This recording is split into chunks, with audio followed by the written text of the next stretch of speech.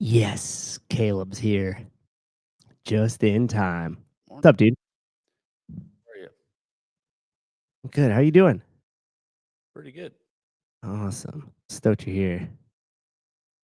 Glad to be here. Why the hell this seems like it's Roadcaster's screwing up? Good morning, everybody. Hello. Sevon's at a tennis tournament. That's what's going down today. A titty tournament. A titty tournament. Let's hope he wins. Hey, we got to switch this QR code out too. I think it goes to Wodify, not Syndicate. Oh. And this one goes to Syndicate and not Wodify? Maybe. Debate and switch. Good morning, everybody. How you guys doing today? Sevon is going to a tennis tournament. He'll be there all morning. He's headed there right now. So Caleb and I are gonna run the show. What happened with Kenneth? Grand Puda Ding Dongs reporting in. All right, what's up, Kenneth? Good morning. What does that even mean? I don't know. No one knows what it means.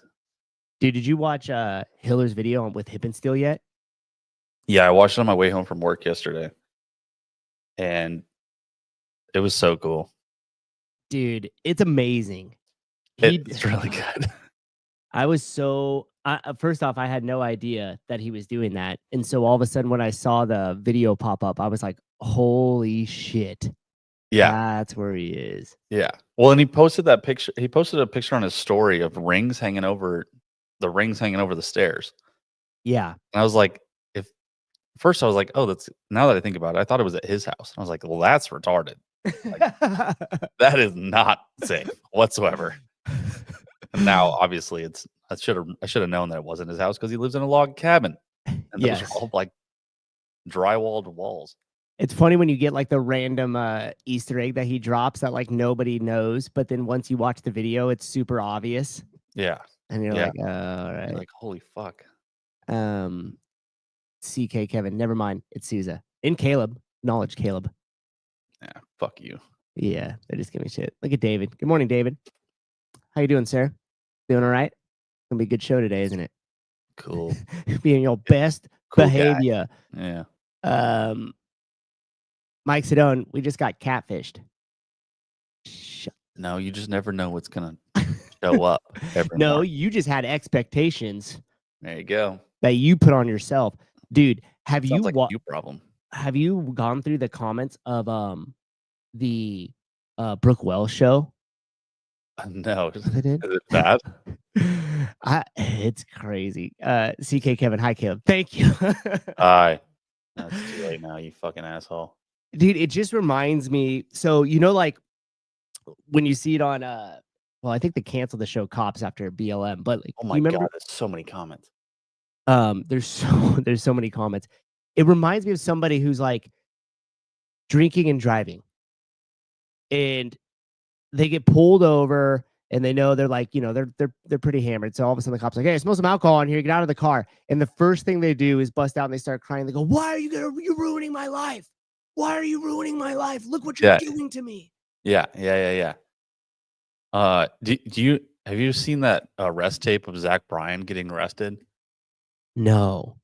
Is that what he does? That's exactly what he does. He gets pulled over, and then he's like, don't you know who I am? Like, why are you going to pull me over? Like, can't you just run my plates? And he just gets really belligerent with the cops. And he just treats him like a fucking douchebag. But the guy's speeding, and I think he was drunk driving. I couldn't tell you exactly, but let me see. Oh, this is it here. Spot. Yeah. Man, you're from Bulaga. No shit. So, I just went to your concert. You support law enforcement, right? Of course I do. I don't support this shit, though. This is crazy. Yeah. he's disregarding the law. Yep.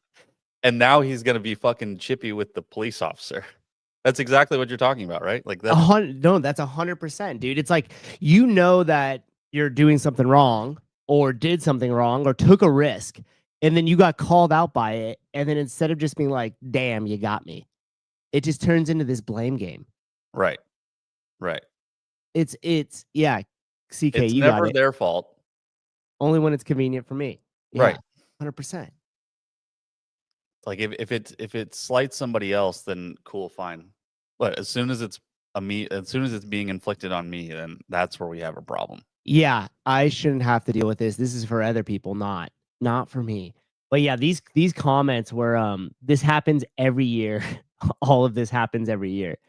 So there was, do you remember this was years back, and I think this is actually what put Craig Ritchie on the map in the CrossFit space, was the controversy over that stupid rule where you had to like measure something from here to your elbow to your ear. I don't know, Yeah, making yeah. it up, and it was the handstand push up, and you had That to was do the year this that thing. Hefner quit. Yeah, yes, yeah, that's right, because he could not make the standard on that. Right. And then Craig Ritchie called out Brooke Wells with those handstand push-ups, and it created all this controversy. And I think he even posted like some of the stuff of him or her writing him and stuff like that. Wow. I Yes, don't remember that. That's dude. crazy, dude. It's literally like that like jumped him out. Yeah, that's how. Yeah, keeping it real, he did.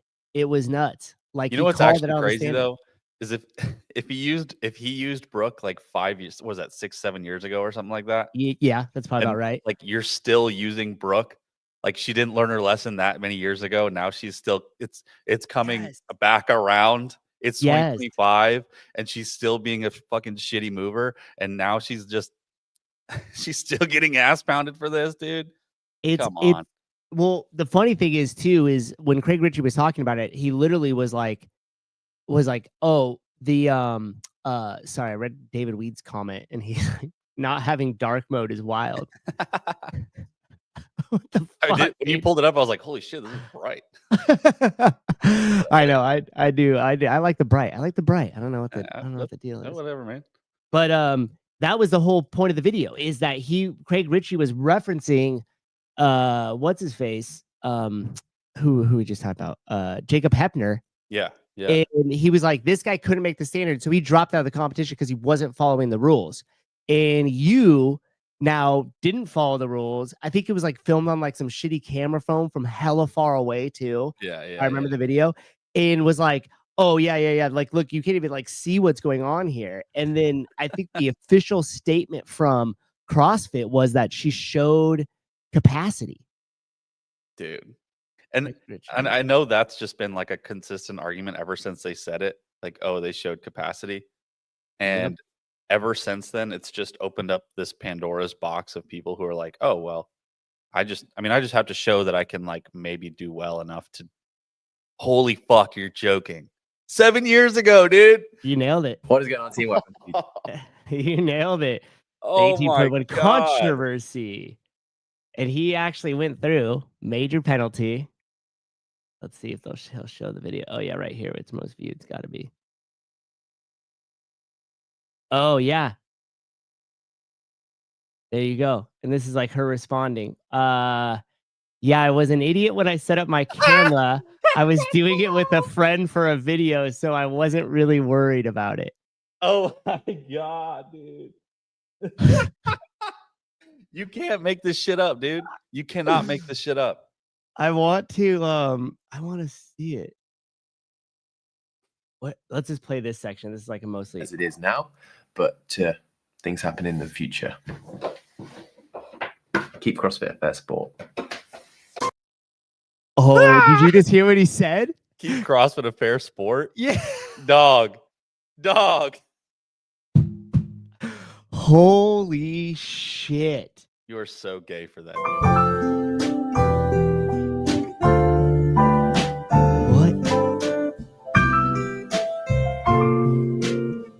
Oh my God, they're like attacking him.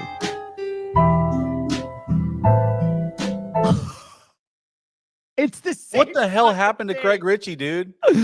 Hey, the same thing that happens to all of them, bro. Fucking money and sponsors. Oh, that's so sad. That is so sad. I thought he used to be kind of based, a little edgy. A little bit, dude. Damn, I forgot. Instagram by Brooke Wells. Before I got blocked, she actually sent me a message, and this is what oh my God. Do you think she went back and unblocked him like 5 years later? Yeah, because look at this video. Oh wait, this is was that when he like met her? Oh, that was a year prior. Yeah. Wow. Cheers. Yeah, you look up yourself, cheers. Right here. Let's see. Subscribe to this YouTube channel. He did a viral video. Oh, that was it? Hey team, subscribe to this YouTube channel. Oh, what the fuck? Hey, Okay, yeah, relax. this one. It's like a nervous Go laugh. 1-to-1. So why don't you Yeah. kick us off with a question? Okay. Question on mine. Who do you prefer, Jacob? Between you two? Yeah. If I was Man, that's nuts. So yeah, it's the same thing. I thought he showed the video in this, but apparently he didn't. Wow, dude. Yeah, crazy. So 7 years ago. Holy. So we've got like 3 or 4 more years until we start turning into that. Is that what happened? I don't know, but that's fucking crazy, right? So if that happens, so you get pulled over for drunk driving the first time, and then Yeah. you get caught, you get your hand slapped, and then you come out and you're like, okay, it wasn't that terrible. And then 7 years ago, or 7 years later, you get caught drunk drinking again or driving drunk again, and then you freak out that Yeah. it's not your responsibility. And you, yeah. That's fucking Holy nuts, dude. shit. Like, oh, and then oh my God, she sucks. She Just fucking Google. sucks. Wow. She fucking sucks. David Weed, I don't care about her rep. She's so damn fine. Stop it. I mean, but that doesn't take away from her chest not touching the ground on a burpee or not doing a handstand push-up standard, right? And that's the crazy part that people can't separate is like, if there's a sport and you have to play with inside the parameter of the sport, and then you don't play with inside the parameter of the sport and you get called out for it, people take that extremely personal, like particularly in the CrossFit space. Right. I don't Like, like, you watch like hockey and somebody gets high stick to the face. They don't blame the referee for fucking throwing them in the penalty box for 5 minutes. That's their fault. They're not in control of the stick. That's the rule of hockey. You don't high stick people. Like, yeah, it's simple, dude. If you're going to call this a professional sport, you have to compete within the parameters of the rules. right. Like, and there's wiggle room, obviously, because people keep doing weird shit with like burpee, like bar facing burpees or whatever. Mm-hmm. But that's like, there's a rule set. You have to follow the rule set. You can I know you can skate by a little bit and you can kind of work around it, or you're going to get away with stuff because they're not watching all the time. But Of course. you have to, like, there is a rule set and there are referees. And if you don't follow it, there's no sport. Right, exactly. Then That's you're the whole just point. working out in your affiliate. That's just your fucking 5 a.m. class. Yeah. It's Bryson made a good point, I think, when he was on the show, if I remember it was him. And Hiller said it with the Hippensteel. And he goes, okay, imagine the cutoff line's at 30th place. Okay. And so Brooke's at that 30th place line, or whoever is at the 30th place line. And then you're at 31. So you just missed it. Trained all year, never made it before. Big goal for you, whatever. Right. And then you go, damn, all right, well, I got beat out, but shit, okay, it is what it is. And then you see the public video, and then you watch that they weren't doing the reps correctly. Yep. And then you think, well, wait a minute, all right, great. I'm going to be a shoo-in when they review this because that's not even done right. The burpees weren't correct, or whatever the case, the handstand push-up standard wasn't correct. Right. And then the review happens, and CrossFit allows it. And then that person in the 31st spot is like, what the fuck? Like, I did all my stuff right. I followed the rules. I should be in contention to go to the games or make it to the next level. And I can't. And the person that's in front of me clearly didn't do what they were supposed to. Right. And you're like, oh, we're gonna leave, there's a word that Hillary used. We're gonna leave the onus up to the judges in the affiliate. Like, I get it. You want to give credence to the certificates that you're giving people. Like, okay, yeah, we trust that you guys did the right thing, that you are the judges. We gave you the tools to be a judge. You have whatever certificate, but they, like, those relationships with the people and the judges, there's always, people are going to get away with shit. Yeah. So you have to have somebody reviewing it. And the other part to that too is what Brooke is experiencing right now, and then what the leadership over at the games is experiencing right now is the same thing that happens in every single affiliate during every open. Every time.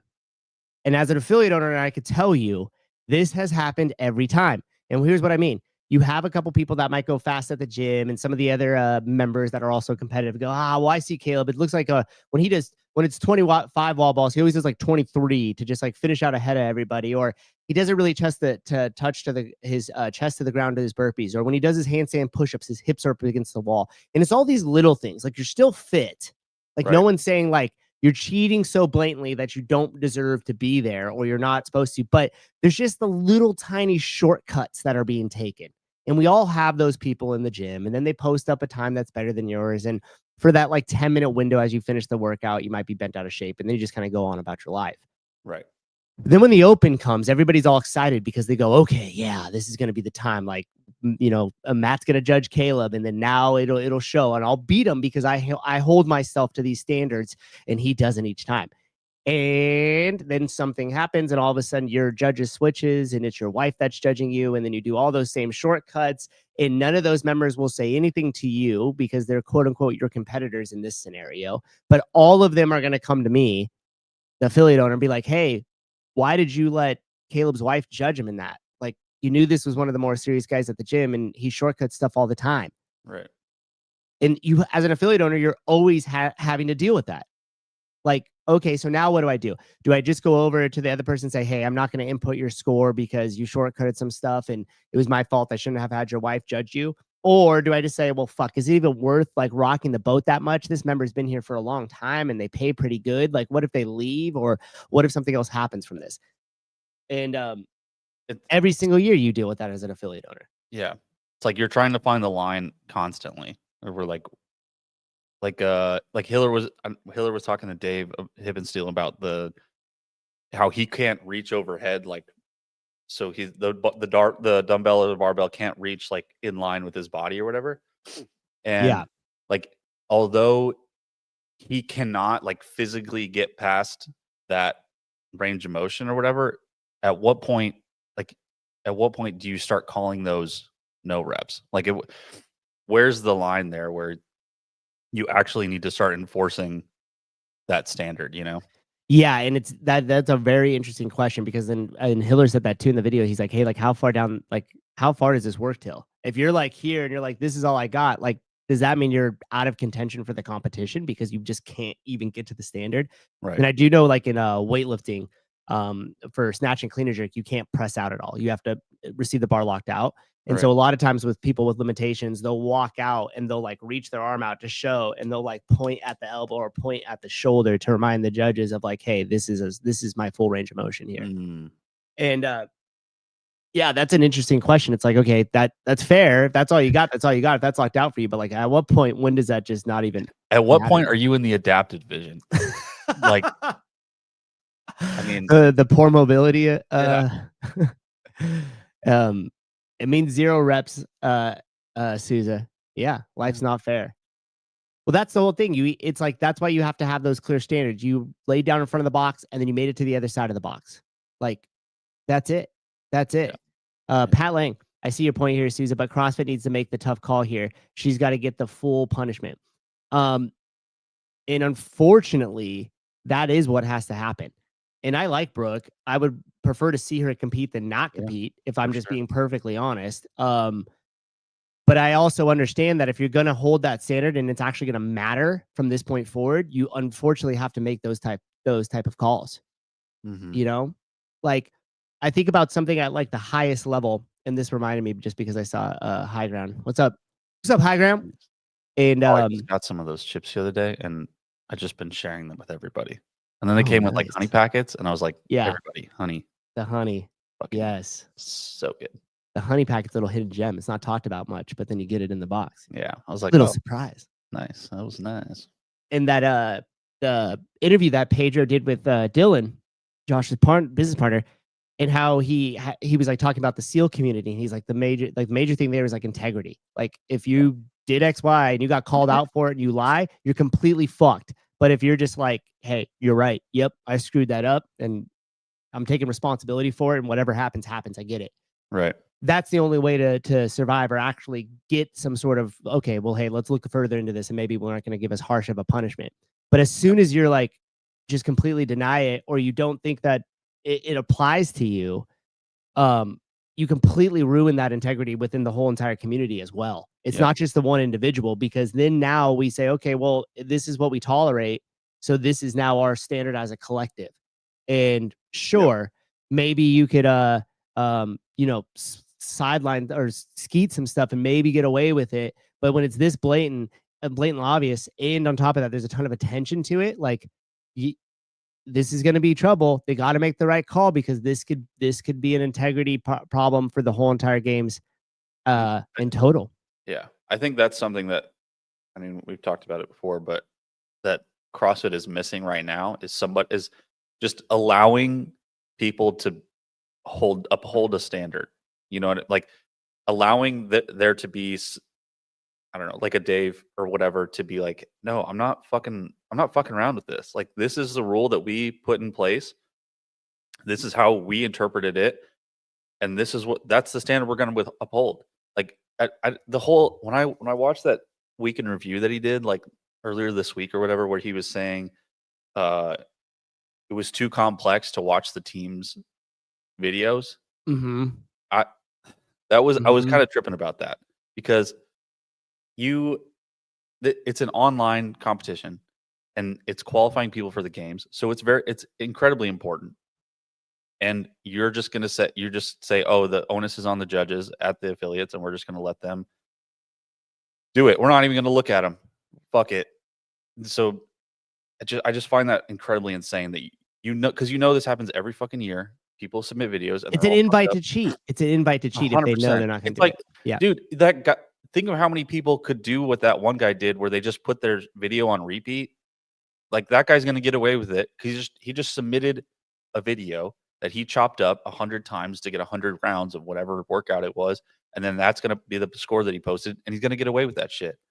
So you take that times fucking 500 to 1,000. I don't know how many people signed up for the semifinals, and there's so many of those people that are going to get in between all of everybody else. Yep. It just so happens that Brooke Wells is the one she's the one that's the most egregious at fault. And like, it's not like, it just happens to be her. She's decided to be dumb, you know. She has the following, she has the eyes on her, that kind of thing. And I think that Dave will just look at like all those 200 downvotes on her video and just say, oh, people are just being mean. Maybe Eubanks will look at, I don't know who the fuck is doing that, but whoever looks at those videos or sees those ratings, like Knees Review or whatever, he's going to look at it and be like, they're just being mean. Like, dude, you had 200 freaking judges that are qualified downvote this video. Right. Look at it. And then the funny thing is it's so obvious for what the downvote is that you could look at it and then just say like, okay, yeah, there is a problem here. Right.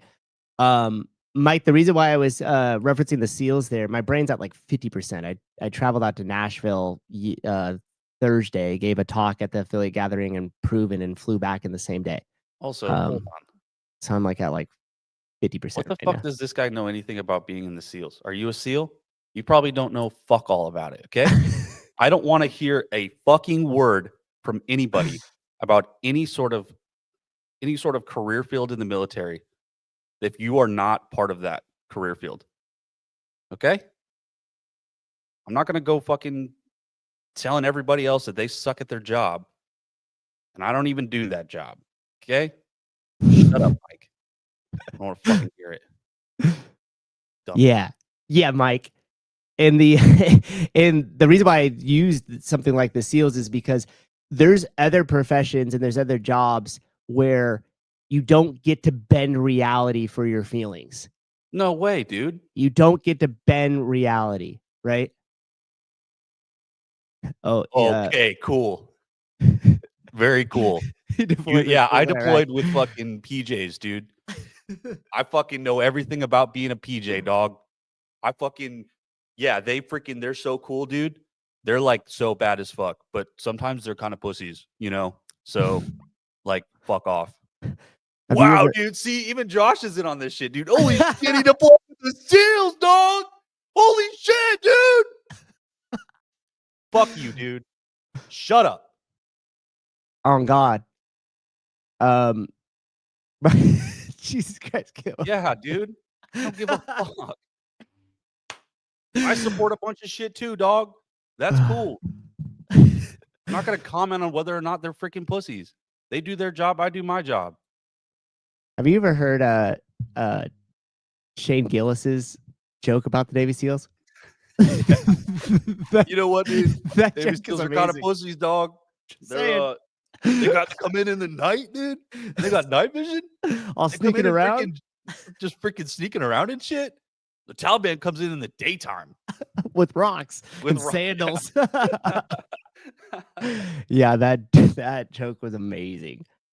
But there's certain professions and there's certain things that like you just don't get that luxury to say, hey, Yeah. this, I kind of did it. It was sort of right. I didn't mean it. Hey, you guys should not be, mean or whatever. Ebonics on today's podcast. Yeah, dude, I feel like I can't even speak.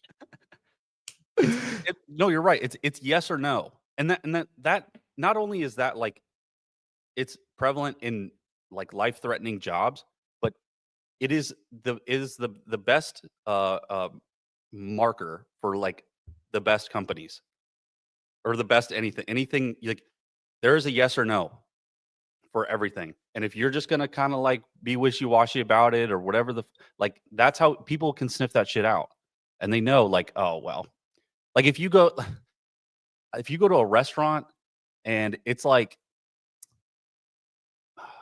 a pizza joint, but they're like, oh, it is freaking pizza, and then they sell sushi on the menu. I know the pizza's dog shit. Or the sushi is. Or the sushi is. It's like, pick one. Yeah. Be one. Don't freaking be wishy-washy about it. It's interesting too, because I wonder what Dave's thoughts on it are. Like because of coming from that SEAL community, I wonder how he feels. And then somebody else had put something like when you were talking about the teams not even them saying they're not even going to review it. Is this the beginning of the end? Dude, that would suck. That's I don't know why, but that's exactly right where my mind went. I was like thinking to myself, wait a minute, if we're no longer holding the standard and there's a claim that if it's got the upvotes or the downvotes, it's not going to turn into a popularity contest. Mike McCassidy just said this in the comments. It is a popularity contest because if she didn't have the attention that she had or has in her 2 million Instagram followers or whatever it is, they wouldn't have given her this break. Mm-hmm. Just like 7 years ago when it happened. If you were just a random nobody, they just would have been like, yeah, sorry, your score's invalid. Yep. And they would have moved on. Yeah. It's just interesting. I don't know why. I didn't really have anywhere to go with that, but it's just like, is this the beginning of the end? Like, or are they just like, fuck it, we don't even care? Like, it's just more about popularity. It's more about we need her in there because we want the eyeballs and, whatever the case may be, right? I always think that, and then I really just shove that shit down because I just don't like thinking about it. Like, it's just kind of, I always like, I just want there to be a way for this to continue. Like, right. I want nothing more than to just fucking ride off into the sunset, like preaching CrossFit to everybody. Like, I want to keep telling people like, oh, I do CrossFit, and them roll their eyes, and then me teach them about all of the shit that is great about CrossFit, and then them realizing, oh, this is actually pretty sick, and I want to work out with you today. Like, I want that to keep happening. And if we just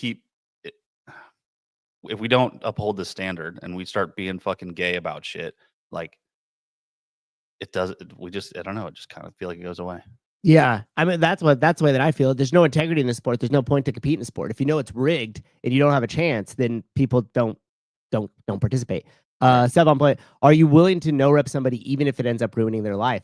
Here's the question: if you become a cop, are you willing to pull somebody over even though it ruins their life? So if you're gonna have to be the person that holds the standard, you're just agreeing that okay, hey, I'm going to have to be this person. Like, this is what I signed up for. I didn't do it so that way I could ruin somebody's life intentionally or come out here and be a hard ass on people. It's just I'm the judge. I have to make that call. And if the repercussion of that, because of the way the athlete moves, is they don't make it through and that quote unquote ruins their life. I mean, ruin your life for CrossFit Games sounds like somebody. I just picture a 16-year-old crying and running up the stairs, being like, "You ruined my life, Dad." You know, like, what the fuck? Like, you're fine. You still have 2 million Instagram followers. Get a better fucking team and leverage that shit so you can be rich. Exactly. Fine. Like, and you see that with the people who are like the best at the sport.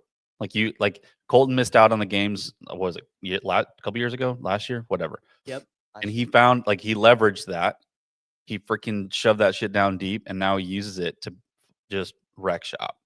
Like in that, I mean, he took ownership of that. He's like, oh damn, I didn't have it this year or whatever. And that guy is a dog. So, yep. Unless you can leverage that somehow, you're fucked. Like, I mean, sorry, that's on you, dude. Like, even if you don't want to admit it. And Sam Briggs didn't qualify for the games the year after she won.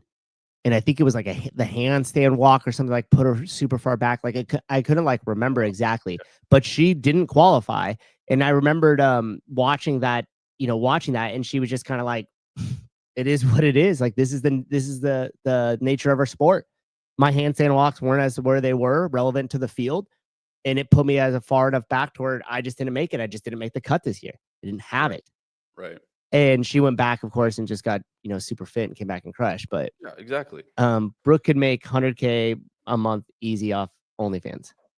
She doesn't even have to do OnlyFans. You just have to put up a subscription model on her Instagram, and she'd probably make that much. Like, yeah, and Brooke, she doesn't even have to post anything. And I don't view Brooke as that kind of girl at all. I don't view her as that. I don't know why. She doesn't strike like I don't know. Not saying she's not good looking or anything, just meaning like I don't get that vibe from her personal brand. She's not a Daniel Brandon. She's more of a sorority girl. Exactly. What's someone say here? Imagine the individual games athletes explaining to the DAT athletes that no rep ruined my life. Holy Dude. shit. Wow. Oh man. Wow. That's a trip. Yeah. That's a fucking trip.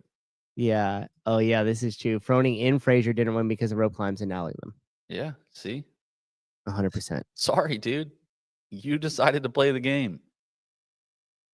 Man, that's exactly why it's always great to see people when they first start jiu-jitsu, especially like younger guys that are, all just full of bullshit and think, oh man, I can fight anybody, or I'll do this, or I'll do that. And you get on the jiu-jitsu match and mats, and some like fucking, black belt that's like older dude in his 60s just chokes the shit out of you instantly, and you realize how helpless you are. Yeah. And you're like, wow, there is absolutely like no way I could fake or bend reality to this. And I think there's so many opportunities to justify anything you want this day and age. Yeah. And have people that'll agree with you because of this new public opinion, this public sphere of social media and the way everything is, that you could live in this crazy false reality.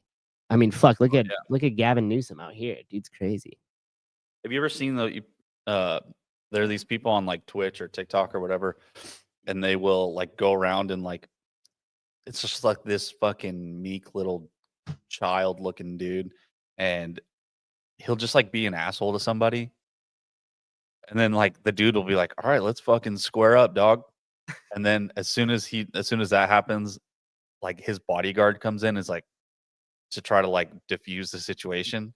You're like, dude, you don't even live in reality. Yeah. You're just trying to poke people, and you don't even realize that. I mean, you probably do realize that people could just beat the fuck out of you, but like, what the hell? Like, wait, I hope that one day that you don't have somebody following you around like that, and you get the dog shit beat out of you. It'll happen eventually. It was like that kid that Hiller showed her the other day, where he was it's like, why don't you take your vest off, dog? Take your vest off. Oh my god! And you're like, all right. And then he was like all beat up on the guy, like, I'm a minor. Oh my god! You fucking puss. It's just funny when I don't know how people could go through life that much with like not having to confront reality that way.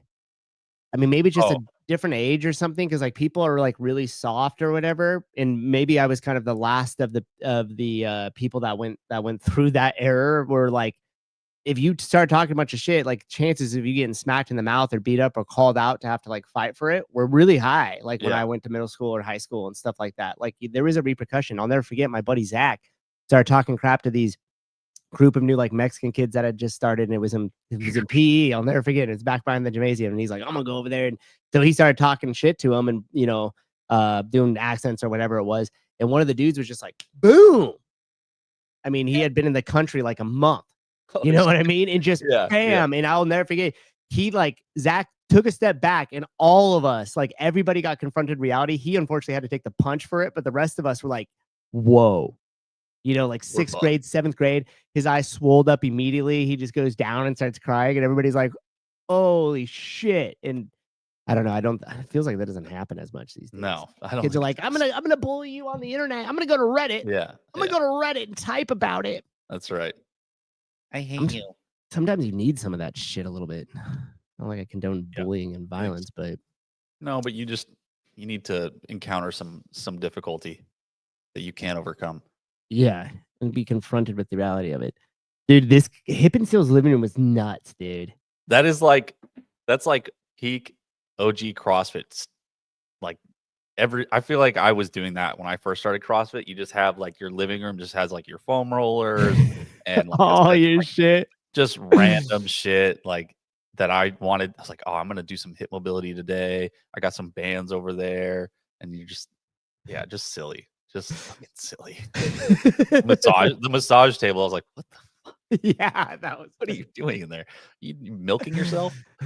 Dude, this come on, man. This was one of my favorite Let's parts. go. We got it. Like the back. So it's like, oh man, I kind of missed it. The wide shot the whole time.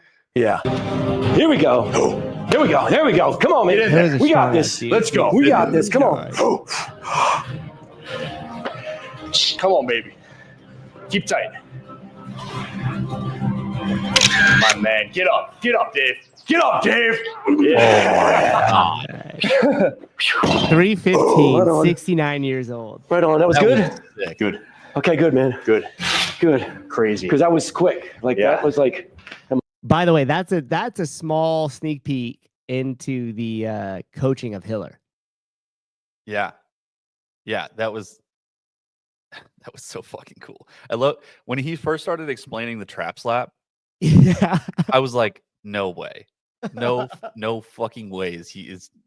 Dave Hippensteel gonna say, yeah, fucking trap slap me. I was like, there's no way this is gonna happen. And then he does it twice, 2 times. And like hard. Like no bullshit. Hiller smacked him in the traps hard. I know. He jolted. Yeah. Dave's like, holy fuck. All right, we're going. And I feel like dude, he's 70 years old. He's getting trap slapped. And Hiller's so strong too that he's probably like, that wasn't that hard. It was like, well, probably translated out to be a lot harder when that guy got he just freaking shook his whole life. That guy's never moved faster than 5 miles an hour in like fucking 40 years probably. Oh my goodness. Yeah, that was awesome. And watching like that little insight to Hiller and coaching and the problem a lot of time too. Oh, have you seen any of Pedro's he does this like affiliate series with JR, and I forget the other guy's name, John, I want to say. I think I Johnny, caught a maybe? little bit of it, but I haven't actually watched the full one yet. Dude, there's a one part where so Pedro coaches a class and then films it. I don't know how many I'm gonna know how many classes he's coached before that one. I can't imagine many. It might have been his first one, but he filmed it and then they reviewed it on one of the shows. Oh wow. And Pedro made the same mistake that a lot of coaches make off like right out of the beginning. And he walked over to somebody because correcting somebody's movement or giving that feedback until you get used to it, it's a little tough as a coach, right? Because you got to kind of come over, especially if it's something like a PR, because you want to celebrate it with them. So if they don't make the range of motion or something, it's always like, oh, like you're stoked, and then and then I have to show up and ruin your life. Yeah, but it's awkward. That is an awkward conversation. Like, yes, you actually didn't even break 45 degrees. Yeah, but it was funny because Pedro goes, he gives somebody a correction. And I can't remember what it was, but let's just say like he's like, hey, widen your feet out a little bit. So then they do another rep, and he goes, oh, perfect. And then he walks away, and they pause the video, and JR goes, that was perfect. And Pedro just sits there, and he's like, whoop. Well, no. And he's like, so why'd you tell him it was perfect? And that is something that takes a little bit as a coach, because you want to positively reinforce people, but you have to use language that is consistent with what happened. Yep. So the thing that I use all the time, it's like a broken record. I'll give a correction. Hey, widen your feet on next one. Nice. That was better. Yeah. Now, good, better. Nice. Getting better. Yep. Couple more reps. Yep. Like, so that way it's always like pushing a forward progress. It's always better. It's always good. Now do that 5 more times. Awesome. On the next one, try to sit back a little further into here. It's like whatever the case may be. But yeah, using that term perfect or great job or nailed it. Oh man, that looks so good, right? You should not use that language ever, because then you're kind of letting them know like, hey, you made it, right? You got there. And as a coach on the floor, and especially in a CrossFit gym, when you're coaching multiple different movements, nobody ever arrives, nor they should, because then that means your job is pointless. Yeah. So you're James always, yeah, unless you're James Hobart. Like, he's the only one. That's it. You'll get there. My coaches say that to me. Oh, dude, that's fucked up. At least better is like, okay, like you're making improvement, but you say you'll get there. You're like, I'm fucked. I'm never getting there. Actually, you'll get there one like, day. Just like turns like, oh, she's fucked. Like, fuck. Try hilarious. harder to suck less. Okay. Who is coaching you guys? They're a little rude. I thought, isn't that something that they teach in the L1? I mean, I think I took it. Was it last year or something? And I think I remember them saying that you have to use better. Like you don't say like there's no like end statement. You know, like you said, perfect. Like you always say like, okay, better. Like so. I think I asked them about it one time. I was like, why do you just keep saying better?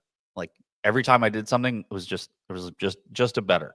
And then that was like, you just don't give them, because it's not, yeah, you're right. Nobody's going to ever arrive at that point. And unless you're fucking babyface James Hobart, I guess. But yeah, there's very few people that move that well to where you're like, dude, nailed it. Right. Like we have a couple people that are just really good movers in the gym. And it's the same thing. Like I don't like, you never give them like oh, that's perfect or something like that. Like you're always trying to give them a little bit more. And sometimes they might need to be pushed in a different direction. So like, let's say that back squat is perfect, or perfect looking good. I would go to Judy, and then instead of saying something like, you'll get there, I'll be like, hey, that rep looked really good. That was nice job. It's really light though. It doesn't look like it's challenging you enough.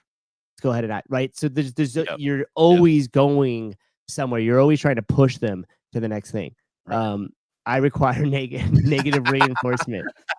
Me too, Josh. Me too. We're the same.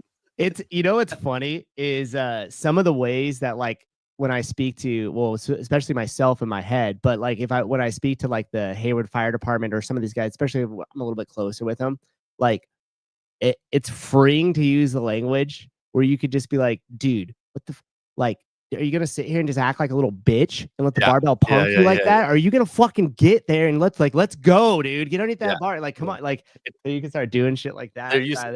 I'm not a huge fan of like being like screamed at, but the one like I'd usually just tune that out, like because I don't know, loud noises, I just don't really hear them. But if you're somebody who just like, you are the worst fucking mover of all time, you're an absolute piece of shit. And I cannot believe that you have made it this far. And it is unbelievable that you are still here. If you do that shit to me, oh, it fucking sucks. That's like, you're like, oh, I fucking, God damn it, I suck at this. And you just, it hits the core and you're like, fuck, dude. All right, I'll fix it. It's Mike McCasney. I think Sousa's coaching would be too soft for me. Here's the thing. When you're a really good coach, you're able to turn whatever knob you need to for the person in front of you. So no, Mike, I would fuck your shit up. So I would be to the person next to you going, Susie, that's a great job. It's amazing how much your hips have opened up. Okay, let's keep working on that back squat. And your next one, you're going to pause at what you feel like is rock bottom for me for 3 count in your head. Okay, let's really work on that bottom position. And then I'm going to turn and be like, Mike, what the fuck is wrong with you? Dude, get your ass down there. Take 10 pounds off that fucking bar and do it right, because not only are you embarrassing yourself, but you're fucking embarrassing me, dude. Don't embarrass me in here. Yeah. And then I'll go right over to the next person. Jenny, great job. Yeah. And literally that type of stuff, like we get any of my members on here and they will fucking tell you that is how it is. Souza, I'm a really good coach. No, you got to take away those quotations and say Souza is a really great coach. Yeah. Been doing this shit for fucking forever. Jackass. I got clients from fucking the United States Special Operations Recruitment to fucking Mommy Bliss B2B business shit when I'd go do low cardio impact exercises during lunch break. Right. Your job as a coach is to be a fucking chameleon, to get whoever is in front of you to do what you want them to do. That is your job as a coach. It is to take them from point A to point B, and then you figure out how to get them there in between. Yep. And that's up to you. Not SEALs, dummy. He coaches wannabes, is what it is. Oh, wait, no, maybe he's referring back to Mike's comment with the deployment. Oh, yeah, maybe. I'm pretty much a dude. Pretty much a firefighter and a Navy SEAL and a pararescue jumper because right, dude. I've worked out with them a few times. Yep. I know what their training regimen is like, dude. One time I wore Ranger panties and I chafed my freaking nuts up really bad. So I know what it's like. One time I did do Murph Wet and Sandy. Oh God. Which is probably pretty dumb when I say it like that because I'm just playing Navy SEAL in my backyard. But that's close. It's pretty ass, dude. It's not fun. Yeah, it sucked. What's funny is we did it and got super sandy. And I ran not even 400 or 800 meters. And all of a sudden, like the inside of my leg was like chafing already and underneath the vest.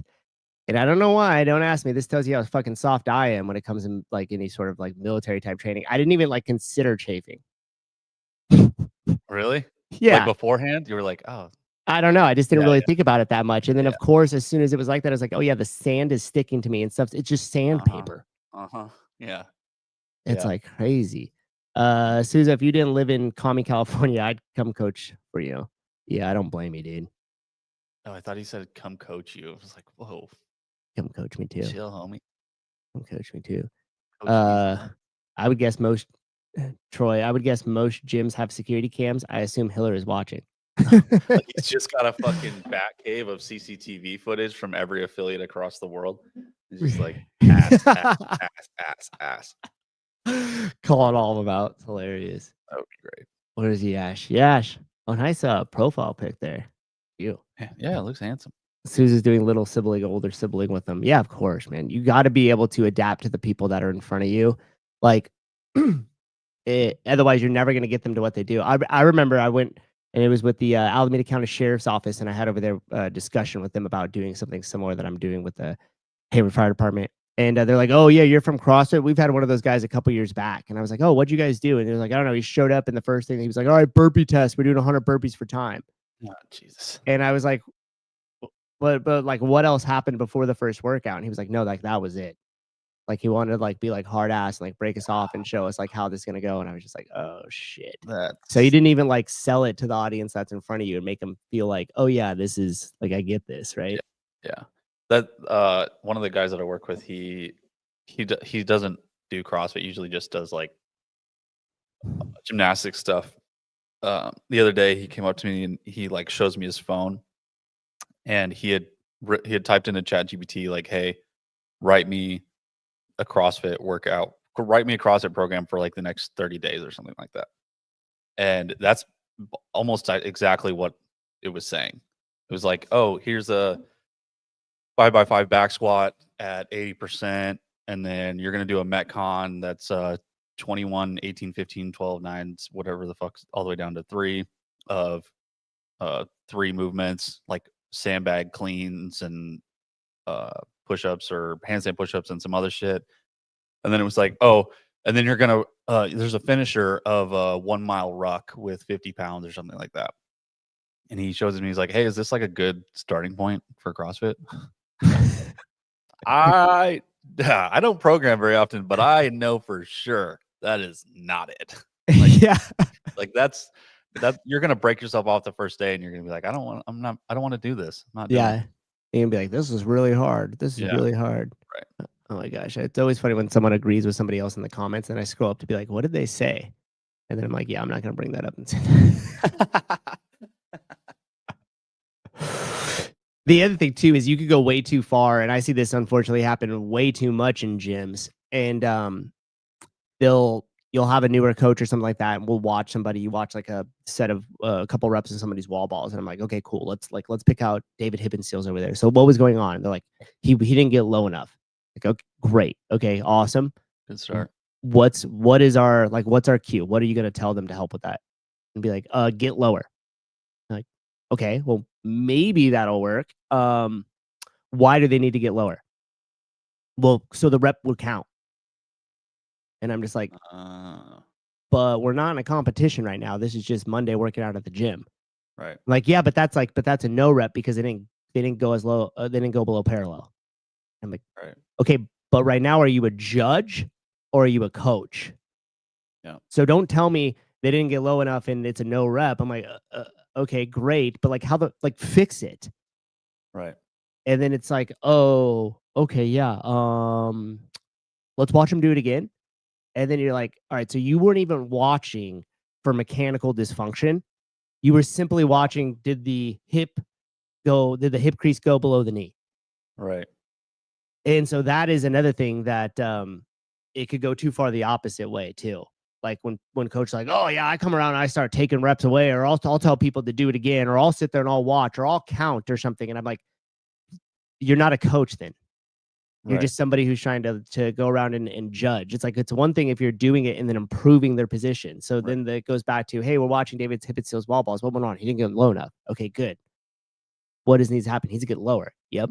Why wouldn't he get lower? I don't know. But when he squatted, his hips like shifted off to the side a little bit. Yeah. Okay, cool. Let's watch him do a couple more reps. Now what are you saying? Oh, wait a minute. Like his knee's not really going that far. Like it looks like there might be like his ankle's not going. Okay, great. Now we have something there that we could give back to the member. Like, hey, let's try this. Go a little bit lower. Let me slow that down. Okay, let's look at this. Try this stretch or do this. And then they get a little lower, and now you could start to coach them through that and figure out what is inhibiting them from getting the depth. Not just it doesn't count. Right. They can't do anything with that. And then just like providing them with like a why that's helpful. Like, exactly. Okay, you need to get to the bottom of your squat to maintain your full range of motion throughout the rest of your life, so you can sit out on the toilet and take a shit till you're 70, like Dave Hippensteel. And that is one of the more important things, is explaining like why it matters. And so when we go to people all the time and I say, hey, let's get a little bit lower on that, and they're like, well, why? It's like, because I want you to be able to express the full range of motion. And the reason why is that if we could express full hip function, chances are your back's not going to hurt later. Chances are you're not going to have knee problems and you're not going to have any hip problems. Right. And if you're already having some limitations in that mobility, that's a crystal ball for us to be like, hey, 5 years, 10 years, depending on their age and what's going on, you're going to have some serious issues. You're going to have some back problems. You're going to have some knee problems. And this is going to further decrease your range of motion. And then once it's gone, it's going to be really tough to get it back if you can at all. Yeah. And so explaining that and then giving them the tools to be able to correct it is the most important thing you do as a coach. Dude, did you see? Okay, this was crazy. This part of the video right here. Oh my God. Dude, yeah. It's like David Hippensteel flipping around and doing a ring handstand push-up. Received, yes. Yeah. Yeah. And that's not true. I mean, you asked a 23-year-old kid. I mean, look at that. Like with depth. Like the shoulders are or the rings are touching his fucking shoulders. It's insane. Like just getting into the position, by the way, is absolutely nuts. 69 years old. So first he muscle ups to get himself up into position. Oh, that's how it's perceived. That's how you perceive. Yes. Yeah. Catches his legs on the straps. Shoulders are like below the rings. Yeah. That's not true. And then he I mean, you presses asked a himself all the way out. 23-year-old. That's ludicrous. Like, fucking ludicrous. Did you watch? holy shit. He does that with those with a pullover too. Yeah.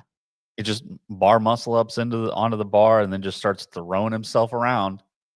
Dude, the 315 back squat, and then maybe not the ring handstand push-up because I think that might freak people out, but the 315 back squat and then the pullovers, like CrossFit should rip those and make that into a dope commercial.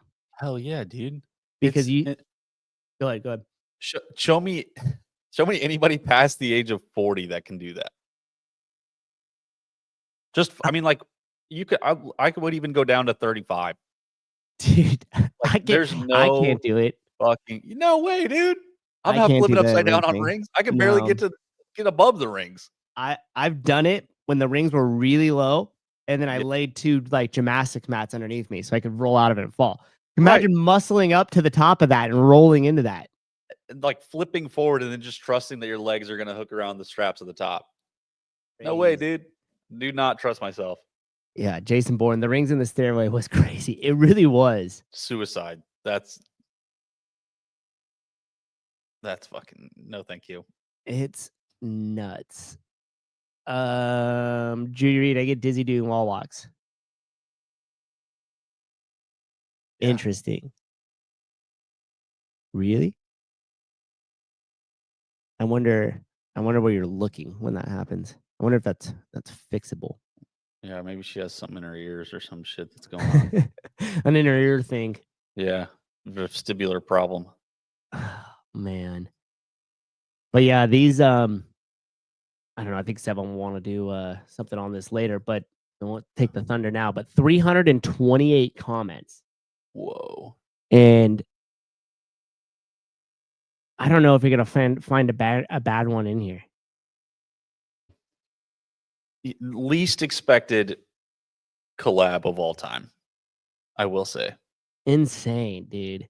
Especially after I thought there was just no way that he was ever going to be able to. There was no avenue where they could get together and like discuss. I thought Dave was like, I thought he just completely cut him out and was like, I'm ignoring this. I'm not even going to address it. I thought maybe he was just too old to just be on the internet in general. So yeah. I figured there was no way that they were ever going to cross paths again. And like, and it's like they get a little like there's some back and forth in there. Like they discussed like, I don't know, they went at it with each other. Like they I guess argued, if you want to call it that. Yeah, it was good. Yeah. It was needed because Hippensteel, I think, deserves the applause in this one as well, because not only did he have the humility to like reach out to Hiller, but then to have the humility to sit there and be like, even though this sucks, and I'm like my ego and pride, and I hate to have to admit this, like I'm admitting that it was wrong and it was atrocious. And when I watched it back, I was embarrassed. And then I knew like, okay, I got to be better about this. Yeah.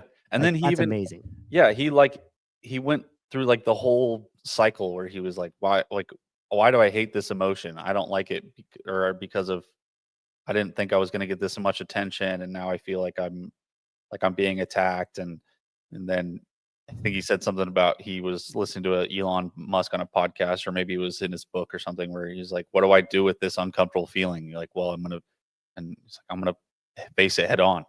And he's like, I really don't want to do that, but that's what we're going to do. And he, I mean, invited Hiller into his own domain, and like they got to hang out. Like that's pretty fucking cool. And then going back and when Hiller reread his text to him, and he was like, it wasn't being like defamatory at all. He was just like, hey, these are the facts that I'm presenting, and you're a freaking you're an icon. Is what you're an icon in CrossFit. Like as a masters athlete, even though you are a masters athlete, not very many people are paying attention, but people are definitely paying attention to you.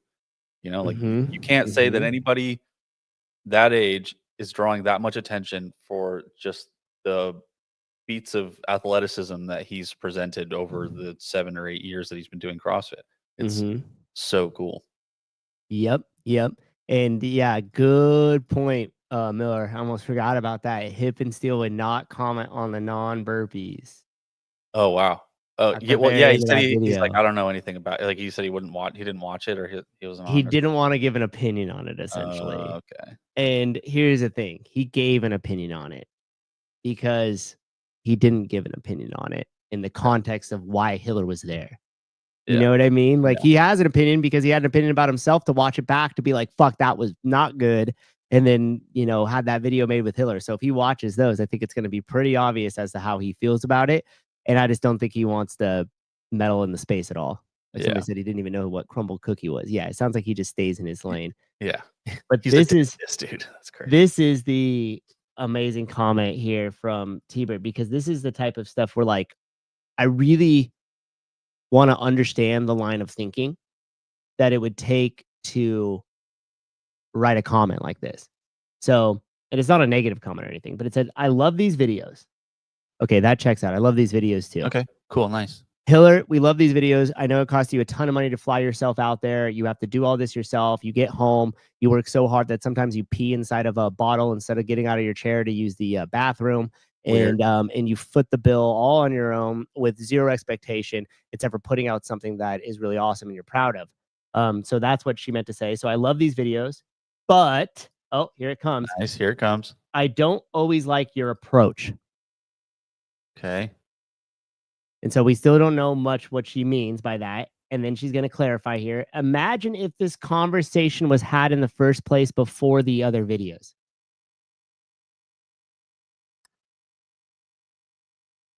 I don't even know what to say to that, because none of this would have taken place if he didn't make those videos. Right. So instead of creating content where I don't even know how many people have already watched this in the short amount of time, 25,000, 22,000. So instead of helping the 22,000 people also understand this, see it, participate in it in some degree,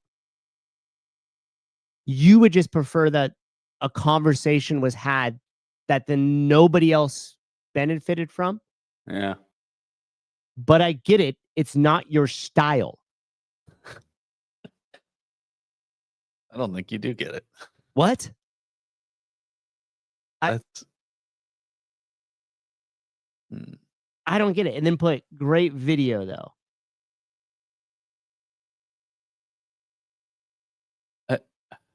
Yeah, that video would not have happened without Hiller pointing a finger at it, being like, "Hey, this is wrong." Yeah, it's that doesn't make any sense. Imagine if the conversation was had in the first, and here's the other thing, there is so much communication going on all the time, that it's nearly impossible for that to transpire. And you're right. Nobody would have learned from this if it didn't transpire the way that it did. I mean, exactly. It's that's why that comment doesn't make any sense to me at all. It makes zero sense to me. It's a passive aggressive compliment. Yeah, it's like she wants to thank him, and compliment him and give him kudos for this, but at the same time feels like maybe she shouldn't because of, I don't know. That's what I'm trying to say. I don't even understand that line of thinking. Yeah. It's hard to understand. Bob Starr. Hiller offered in the conversation on more than one occasion. Yeah, there you go. Yeah, great point. I mean, great point. Oh, very well done. Oh, that's a great comment. No, I can't like it. Great. Love that for us. Yeah, dude. It's that's crazy. What a wild time to post that video too. Oh, it was the timing of it was so good. Impeccable. I don't know when Hiller did this, but I wonder if he knew about the Brooke thing, or if the Brooke thing happened while he, or after he had already gone to go see Dave. I can't remember when he posted that story, but I think the Brooke. Yeah, you're right. Was he already there with Hippensteel when that was happening? Yeah, because I think there's substantial parallels between what happened with Brooke and what happened with Dave. What is happening with Brooke? I guess that's current. Ed, you can watch your own submission, redo the workout when you mess up, but no, just submit it and see if CrossFit catches it. I mean, yeah, that's if I'm gonna throw a late slide tackle on somebody in the middle of a soccer game, like I know that I did it, but we're gonna see if the referee's gonna catch it. I mean, I know that's the mind of most athletes. You know, they're like, "Oh, fuck it, we'll just see if we'll just let it ride." But I mean, you're playing fast and loose with your own season, with your own career. You know.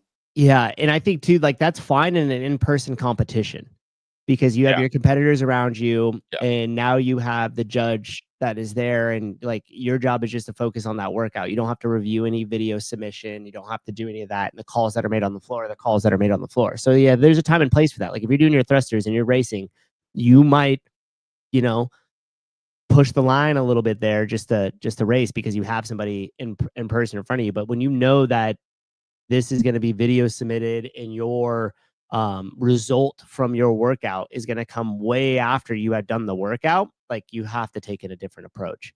Yep. But yeah, you can't do the whole, I'm just going to race and it's up to the judge to figure it out. You at that point are saying, all right, I have to be 100% responsible for moving as best as I can. So as I review this video, there's no doubt in anybody's mind. Yeah. No, he is not. This fucking wait, he's back? This fucking jackass. Wait, what? He posted this story. And I think he's trying to garner some sort of sympathy. Tonight you put through how many fitness tests he said he never. What? I'm guessing this is a kid who was like has autism or is retarded and can't. He's not. So I think this is like a little sympathy. He's trying to garner some sympathy by posting about it.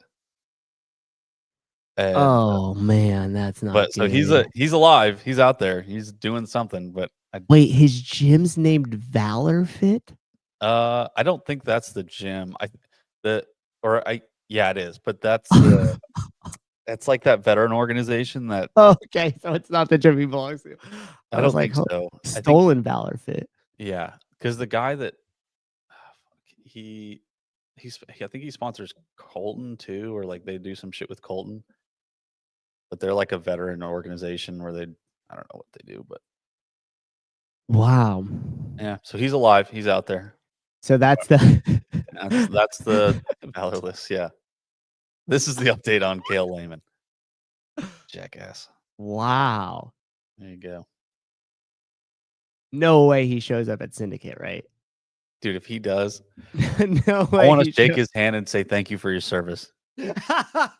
I will. You know what? Actually, I'll show up in uniform and I will salute him because he is my superior officer. Okay, Cale, if you're listening to this, I'll bring my uniform, my OCPs, and I will. And if you are there, I will give you I will salute you and I will coin you and I will give you a crisp handshake. Oh, dude, that would be hilarious. I'll salute him too. There you go. Yeah. Thank you for your service, sir.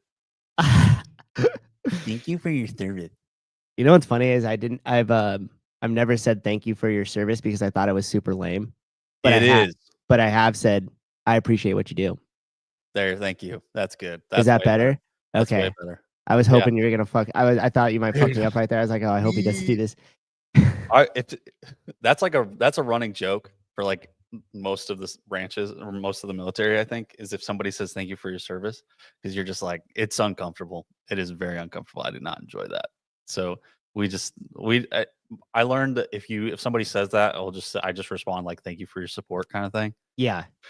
But I don't super. I'll take the board first on the aircraft, but I do not want to thank you. So I'll board first. But yeah, that's way better. I appreciate what you do is way better. Yeah, it's not like I seek it out or something.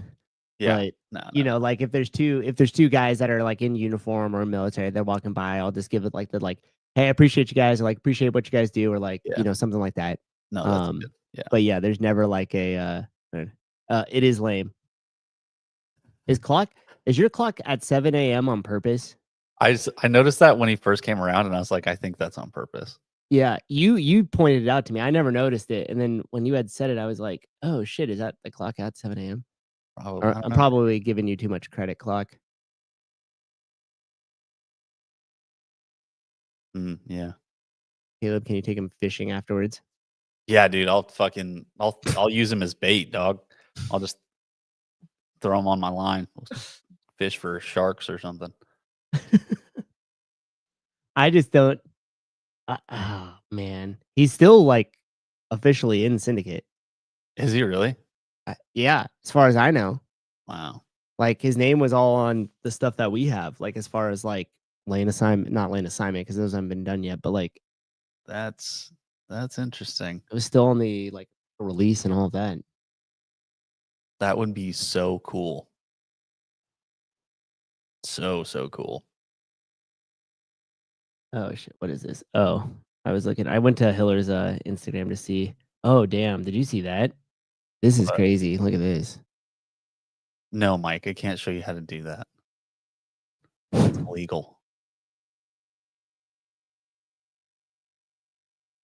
Oh my god. Oh my Dude, god. so the first one is was Brooke facing the camera? 5% said yes, 95% said no.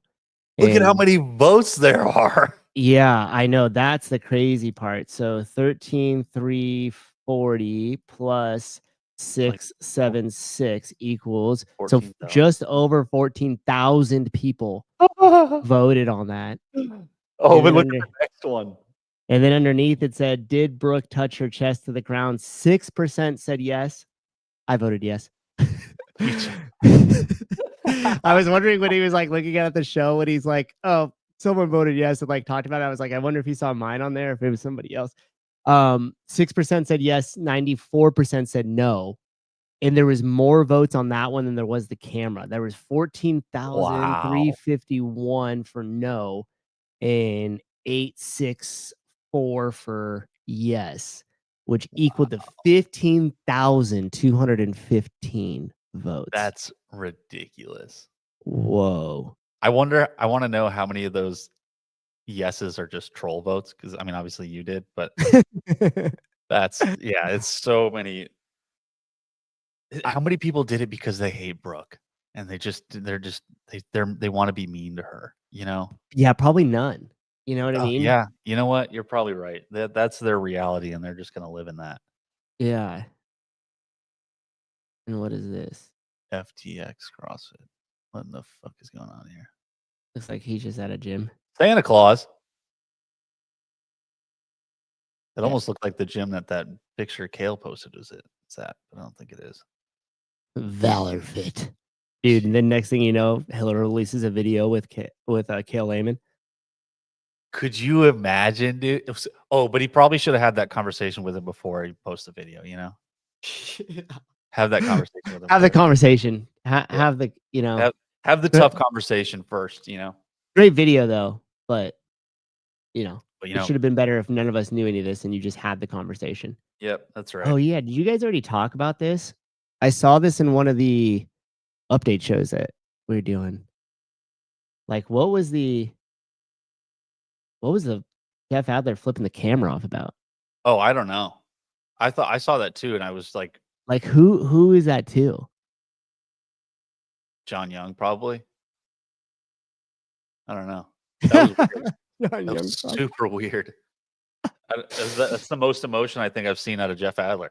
I know somebody commented and was like, where was it? Like more personality in that middle finger lift than we've seen ever out of him, or something like that. Yeah, right. It's like, holy Weird. shit. So yeah, Adler is a dork. Exactly, Christian Kettler. Adler's dork. That gave me like Zuckerberg vibes. Like Zuckerberg flipped off of cameras. Like that's what I saw when I see that. Dude, did you watch so any weird. of the did you watch any of the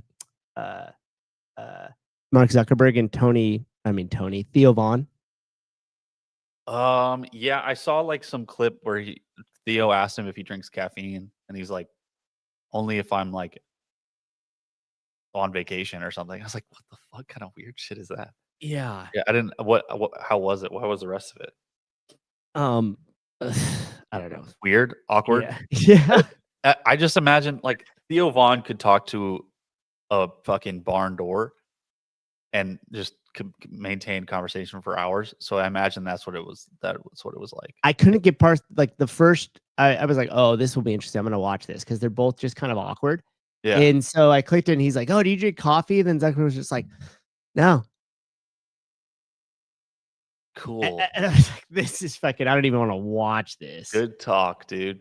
Yeah. It was. I feel like also Theo probably has like if you don't appreciate Theo's like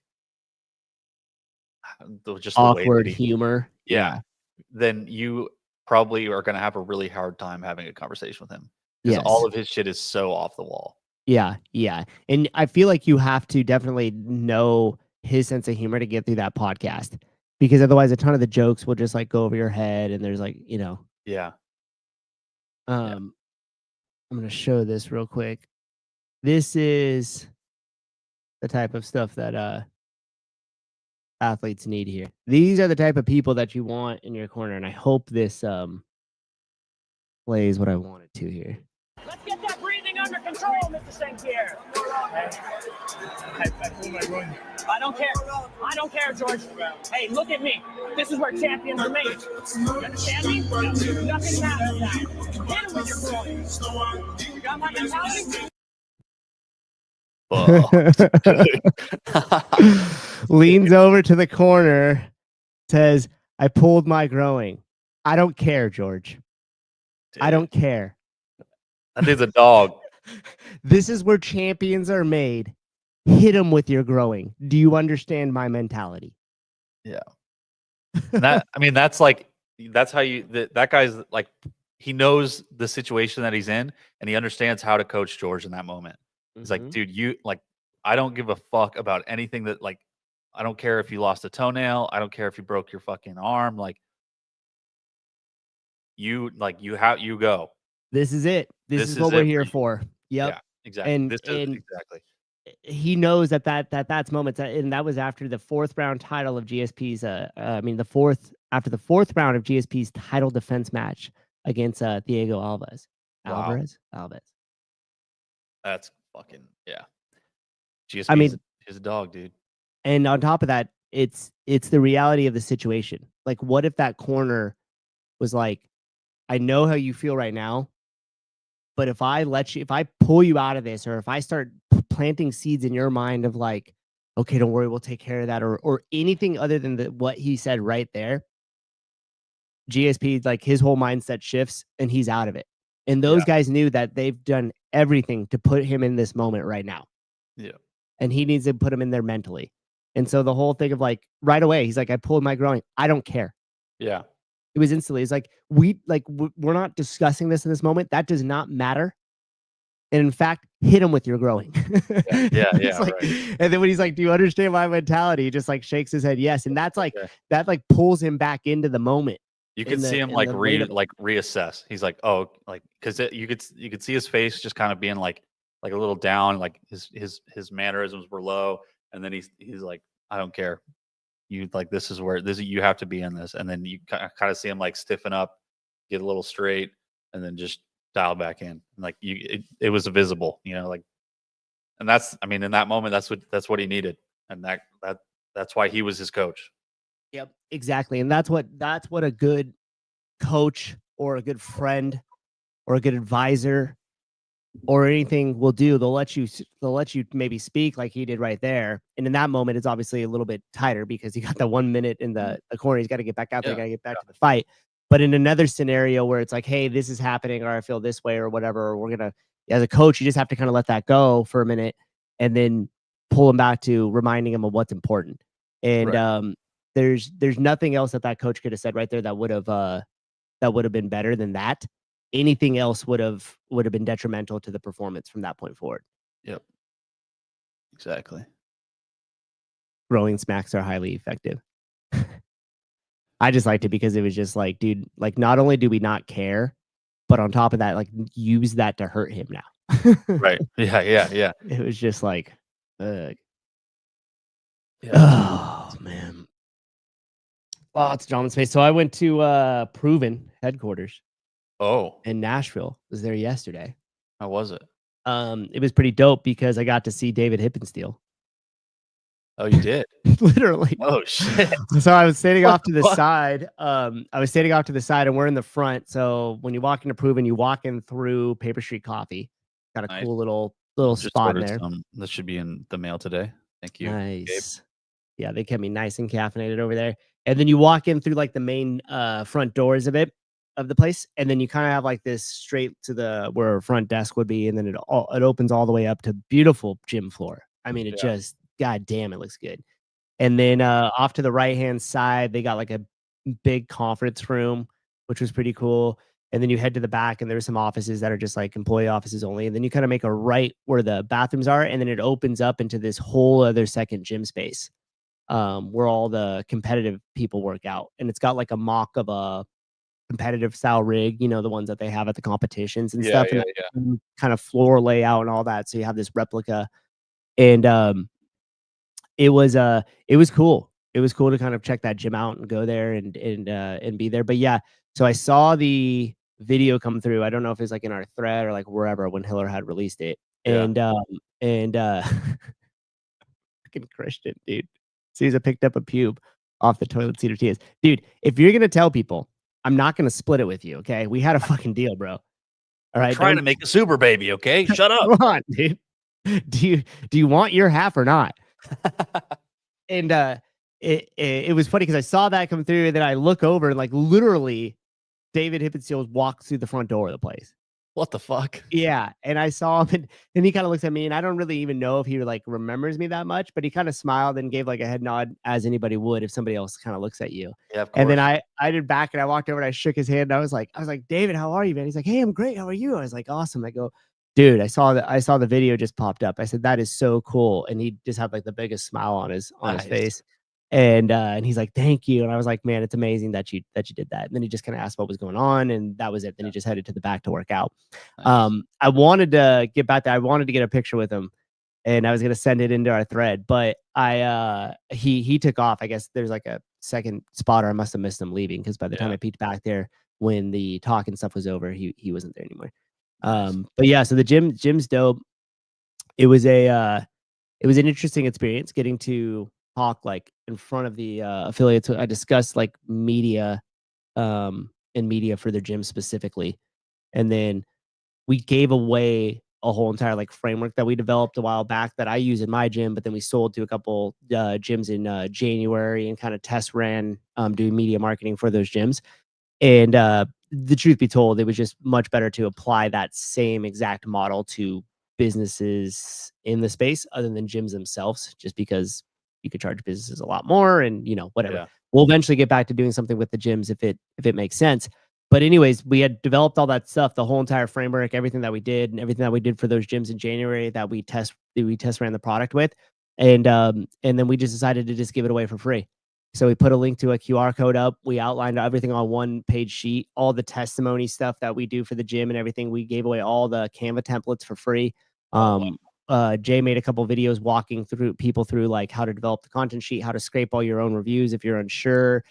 We have these like testimony forms that we gave out to some of the members to go like deeper into some conversation around what the gym has done for them that we turned into content. So yeah, it was pretty cool, and I hope that the gym owners there, they seem to like it and get a lot out of it, and hopefully they utilize some of that stuff, and it was valuable for them in the sense of like they learned it, now they could go and do it. So you went to Nashville and then just had like it was just like a congregation of affiliate owners that were there, or like it was just so the CrossFit Medical Society puts on this like thing called like the Take It Back tour, and there's a handful of them. I think there's like the HSN nutrition people are kind of involved in it, Best Hour of Their Day, Fit Affiliate, and anyways, all kind of the network of partners that belong to CrossFit. They're on this tour where they'll go and just talk to affiliate owners, and it's done with the affiliate owner reps in the local spaces. Yeah. And so with that, there was just an open slot, and they asked Jay like, hey, did you guys want to do something with media in this? And he was like, sure. And he was like, but I don't really want to talk. We'd like Matt would probably be better at it. And they're like, okay, let's give it a go. And so that was it. I know. That's yeah, awesome. Jeremy, I'm just as surprised. That's super cool. Christian can TSP. Here, dude, I'll put it in the chat right now. You could have it. Too easy. You could have it, brother. Here we go. So also in this, you guys will see there's like 1, 2, 3. Yeah, so this is everything that I talked about, including all the free stuff, and it outlines the actual talk that I gave. So there you go. It's in the comments. And then Jay filmed the talk. So Sweet. And I already have it. He already clipped it and gave it back to me. So Wow. I will That was fast. post that shortly here. I'll call Seb and see if he wants to put it on the channel. I'll put it on the channel. I started to watch it back, and then I was like, I'm not gonna watch this back. I actually hate seeing myself talk, so it was like it's a little tough because although I had stuff like obviously prepared, you get in there, like it takes a minute to kind of like settle in. Everybody's just like staring at you, and then the whole room goes quiet, and you're just like, all right, here we go. And and then I kind of go all over the place because I don't really prepare that much stuff, but like I do at the same time. So yeah. Jeremy, the best place to tag a building is no. Plus, dude, in the world of the free stuff to give away in the graffiti world, it's more or less how to survive between the hours of 1 a.m. and 4 a.m. in the ghettos.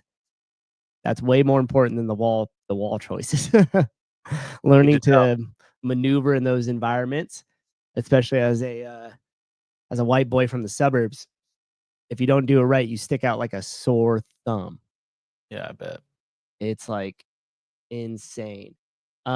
This will be way more your realm, but before we Jack I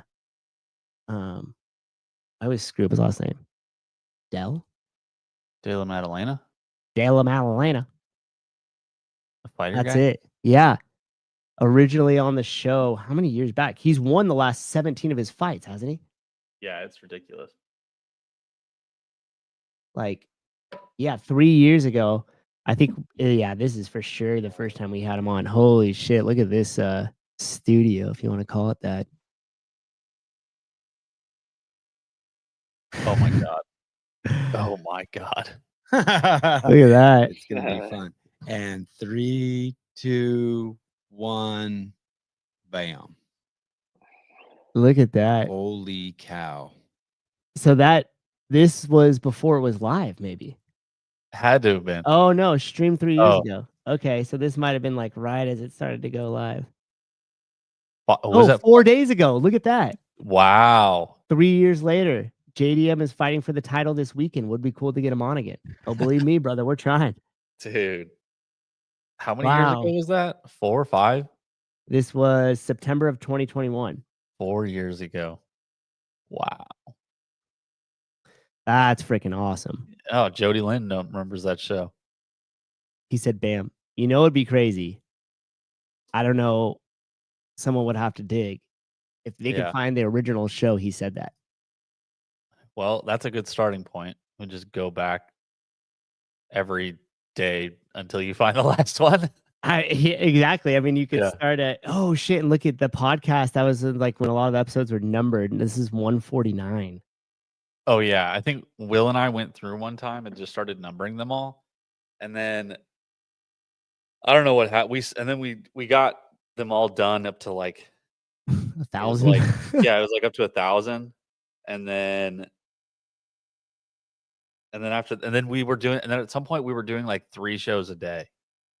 Yeah, and then I was like, yeah, I'm not. It was crazy. It was crazy.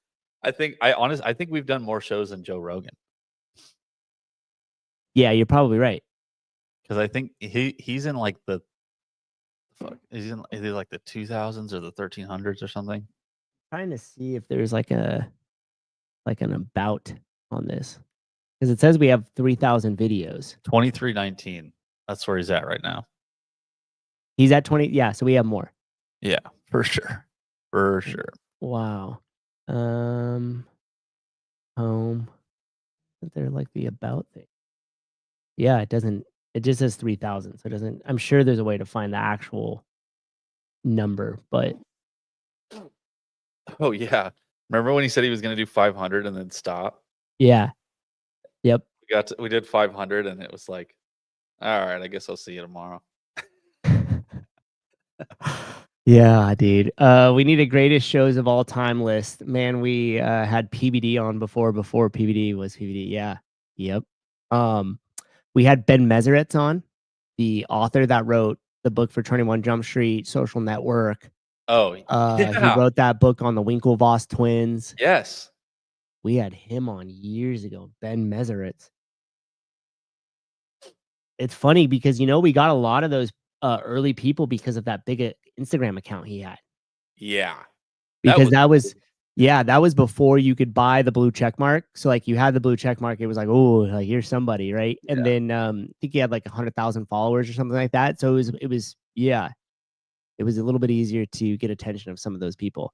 And then they would come on and someone would absolutely crush it. So they would like love it. And it would be easy to like get them back. Like Tommy G before Tommy G was like huge too. Oh yeah. Now he's like, dude, how many? Tommy G 2.5 million subs. And we had him before he was at 1 million for sure. Yeah. He does some crazy shit. Dude, I still can't believe you got PBD. Yeah, me either. You know what's nuts about that is so right before we had PBD on, maybe like 6 months prior or something like that, my grandfather had passed away. And he was like huge into going to like Vegas. He loved to go to like Vegas and gamble and have like a 7-7 and like, all this stuff. So we all went out to Vegas as like the family, as kind of like this, celebration of life type thing. And it was funny because slowly as we got older, all of us were like, fuck, I don't want to go to Vegas and like hang out in this casino with grandpa, right? For whatever the trip was. But so we made the trip back and we were staying at an Airbnb over there. And I just remember getting a text from Sevon. He's like, holy shit. And he sent like a screenshot of like what, like the conversation between him and PBD and was like, hit him up, dude. Here's his email. Don't let this, like, do it right now while we have it. And so shot him an email. And then like within a, couple minutes, his people got back to us and they were like, okay, awesome. And I was like, well, how about these dates? And they're like, great, we'll make it work. Just reach out ahead of time in case anything changes. And we're like, okay. And then I just remember having a conversation was like, holy shit, dude, he's coming on, he's scheduled. Yeah. Yvonne was like, and both of us were tripping. We're like, why do you think he said yes? Like, why do you think, like, what do you think that is? What's wrong with him? Yeah. It's like, well, does he know it's us? He knows what's going on, right? Yeah, Oh, yeah. There we go. 3,300 videos. Wow. Is that Rogan or us? But yeah, it was a trip, dude. And it was awesome. And what was funny about that is I had done this thing for one of our members. They do this like highlight Livermore thing where like you write in, they go to a business owner and you write in stuff about yourself. So it kind of showcases the business a little bit, showcases you, and then it asks you stuff about Livermore, so that way it's like, oh, there's Matt's like spots and what he would do and stuff like that. And inside that it wrote like, if you had to take somebody that wasn't a family member that you haven't met, but that you would want to have lunch with that was still like alive or something like that, like who would it be? So kind of like narrowed it down to pay like, if you had somebody who was like a mentor type or something like that. Right. And I was like, oh, it'd be like Patrick Bet David. I'd ask about XYZ, stuff like that. And then almost a year from that and like writing that out is when we got him on the show. Wow. Yeah. And check this Holy out. shit. PBD7 podcast. And I'm pretty sure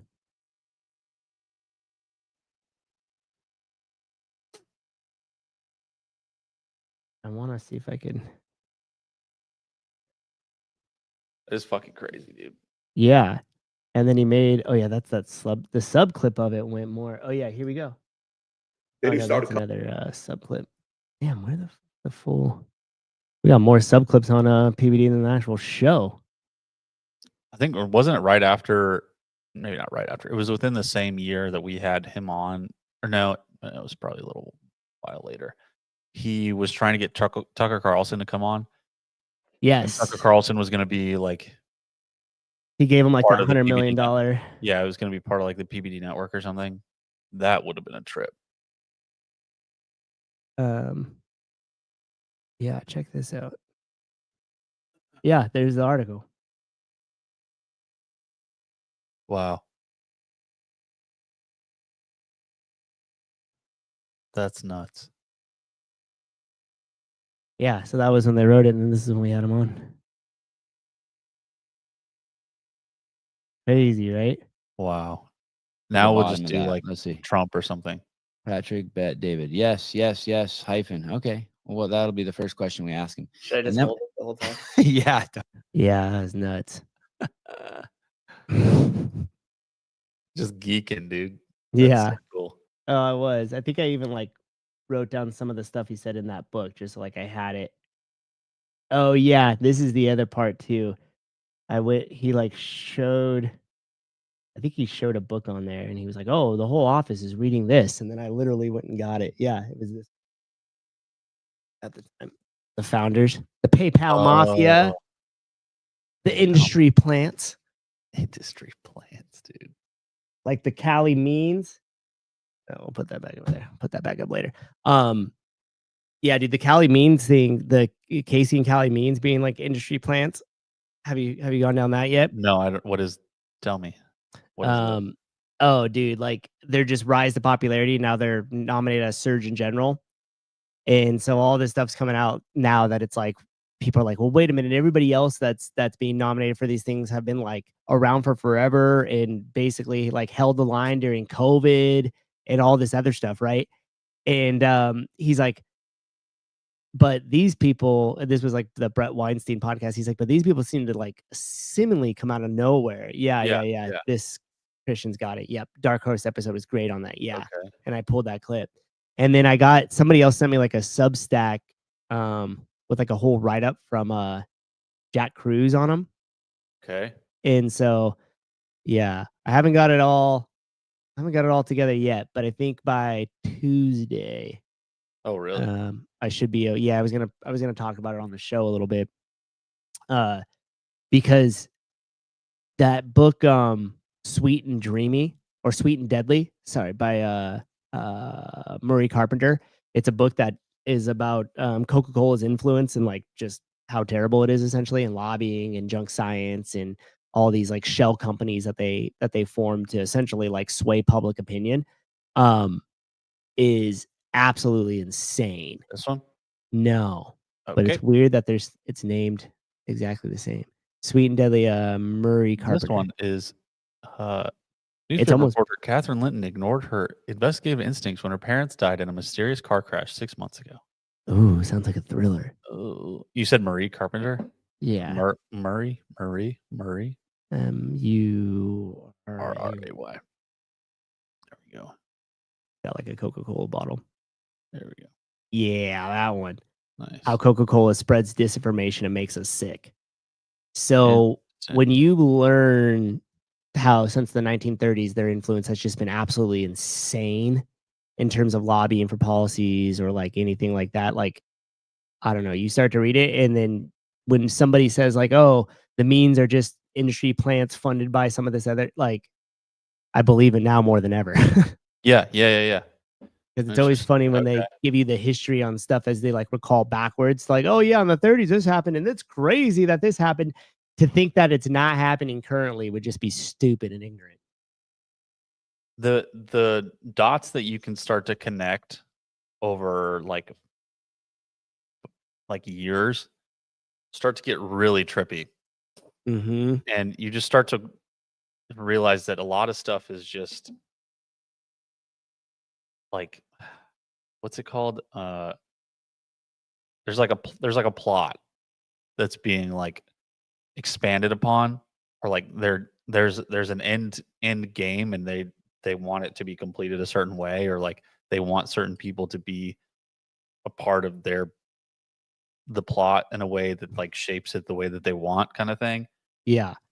It's fucking weird. It's really weird. It's yeah. It's really weird. And it's hard not to believe that it's happening all the time. And I know people are like, conspiracy theorists, but it's like, dude, when you start reading about how they've influenced so much stuff and have for so long, and how they've just have a stranglehold over like the food and beverage industry and the science that's coming out from that. Yeah. It's insane. Especially Applebaum, their old chief scientist. that I think was also something with, I don't know if she was a CEO or whatever, but she was Coca-Cola's chief scientist. She was the one that did basically like the movement is medicine and like the global energy project, where it was like, no, it's just calories in, calories out. And all of that shit. She's fucking, the stuff she was doing and funding and the information she was putting out there is gnarly. Yeah.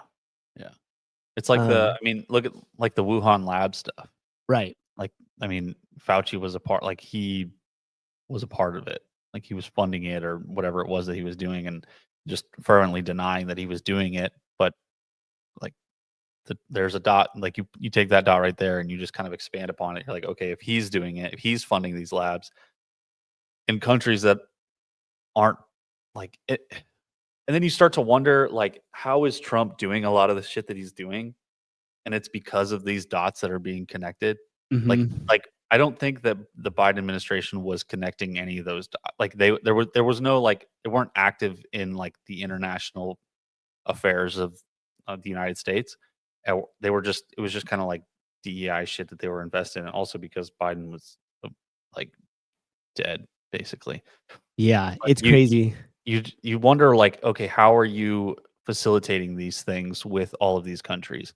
Like, because there's a plot to it, and there's a reason for everything. And if you don't stop asking why, like, you're never gonna, like, you won't realize any of it. And on top of that, they were all the cabinet members and all his chief of staffs and everybody else was all pushing all those other agendas just to keep the exact fucking status quo that always has been and further pushed from the Obama administration.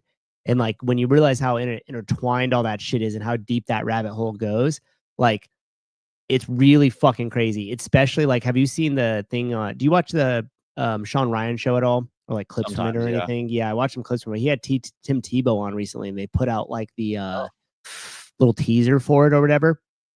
And dude, when they start going over like the whole missing kids thing and like how there's like 50,000 of them, but like they also can't be like identified. And then have you seen how it's all clustered around national parks and other weird shit like that? No, I didn't notice that. Wow. Oh yeah, go down the rabbit hole, baby. But it's weird, dude.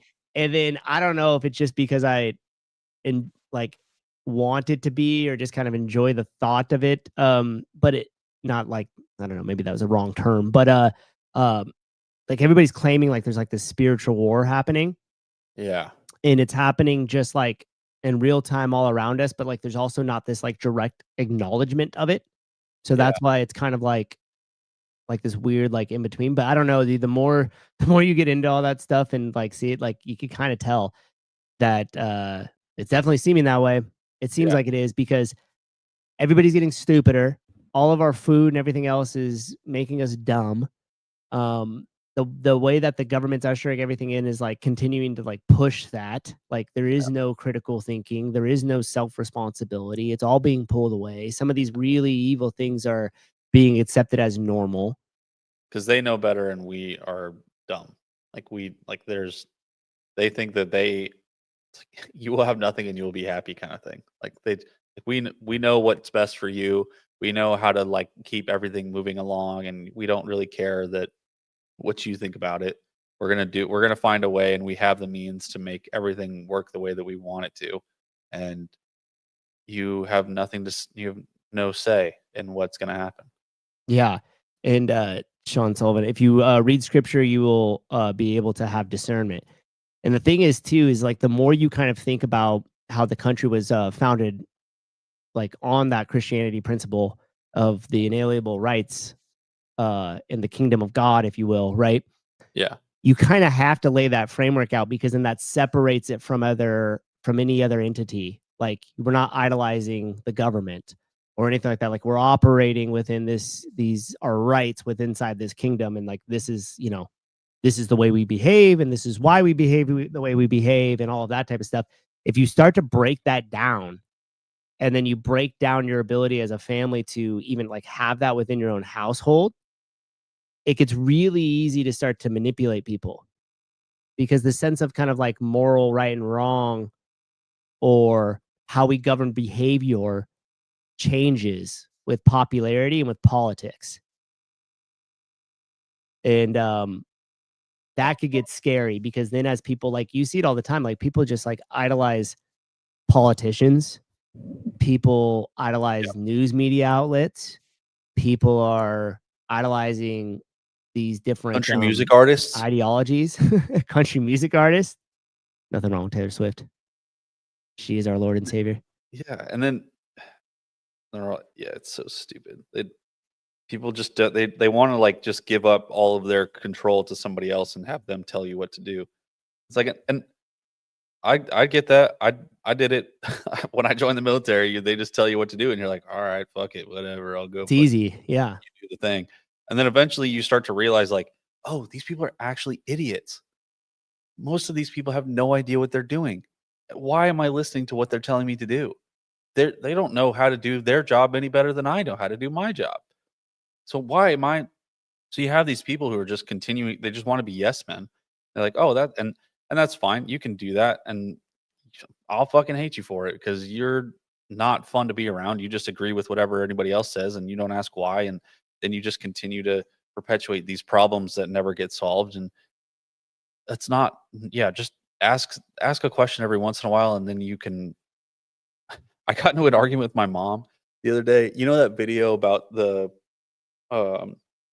that Michelle Obama interview where she was like, I'm as a black man or whatever. Like it's kind of like out of context, you know, they just cut it a little short. Well, it's funny, and I know it's funny because everybody keeps talking about how Michelle Obama is a dude, Mike Obama, Big Mike.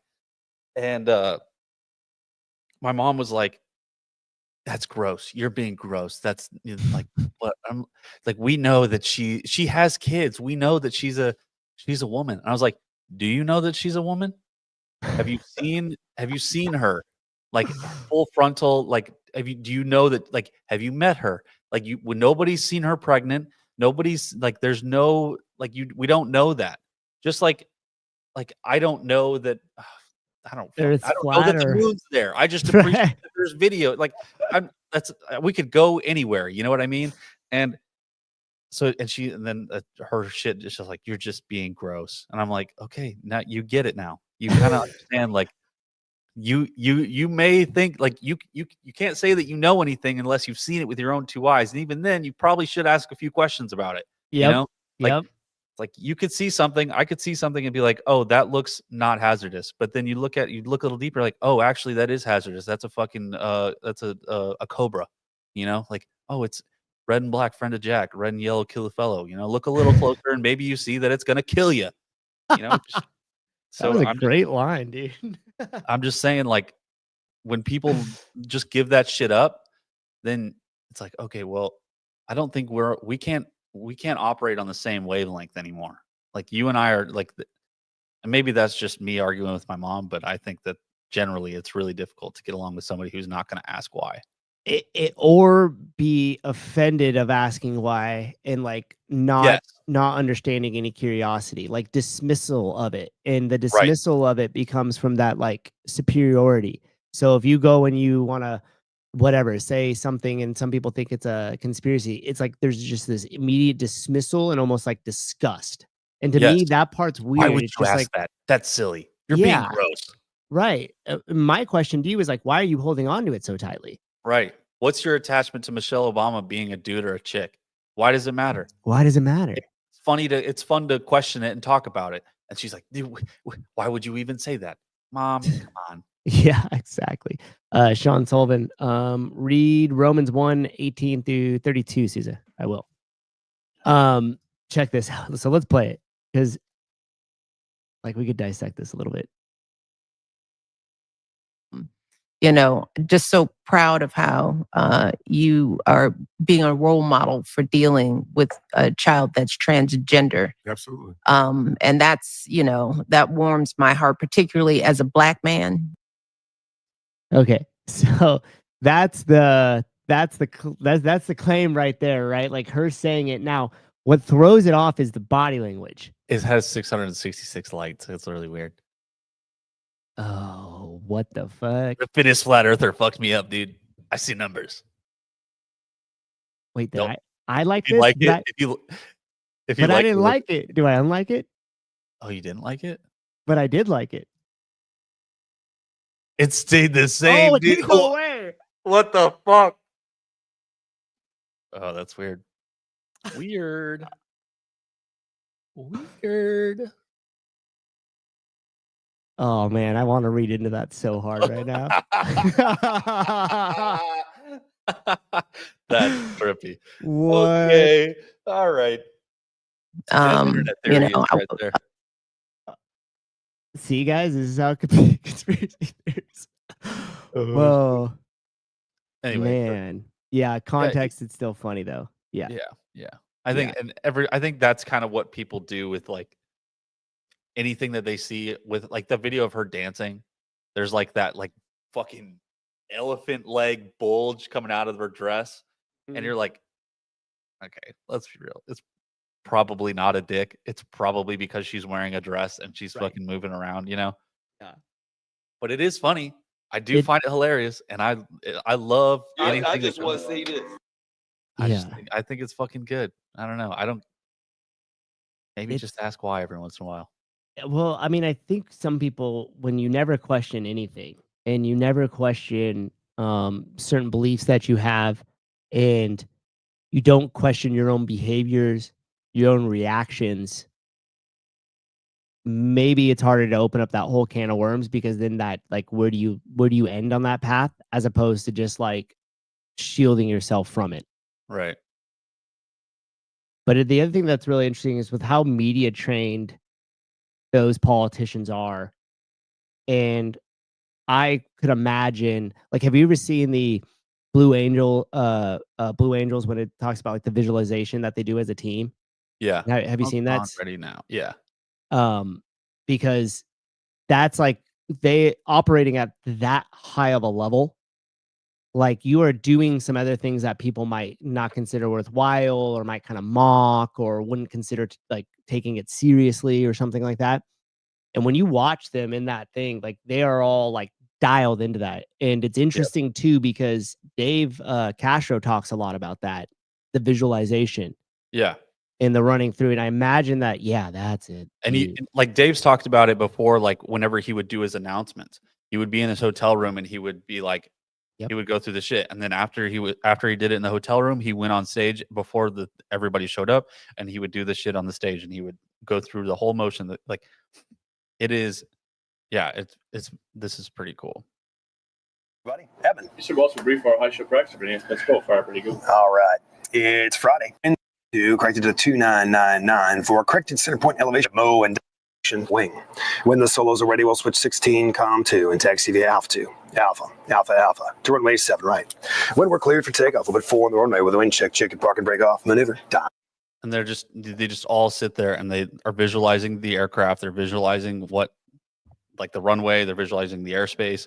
They're visualizing the controls and their fucking on their aircraft. Everything, like, doing that is pretty. Yeah, it's pretty impressive. I mean, that's how you do it. Pull that clip all the way forward. Can we get? Is that on the same one? I don't know if it's on this clip, but I know exactly what you're talking about. Like, yeah, pull more. Here we are, there you here. go. There you go. Yep. 5-5. Easing more power. A little ease comes the pull. Just like, and the minor adjustments that they're making, like, you can see, like, his fingers are like going through the throttle just a little bit, like touch by touch by touch by touch, because of, like, you have to do those finite movements, and you can't just be in a plane all day flying around doing that. Like, they do, but you can only do that so much. Right. And the timing of what he's saying and the cadence is matched with the movement. So when he does like easing off power, like, he's moving to the cadence of his own voice. And I imagine that's to sync everybody else up with the cadence of his own voice. Because if he's the lead and he's leading, like, easing power, they're all so closely tied together that, like, they all have to operate as one. Yeah, there it is. So all of them have their eyes closed, leaned over this table. They're all pretending to fly the plane. Rolling out the loop break. Cross. Rocket jumps. Tootsie.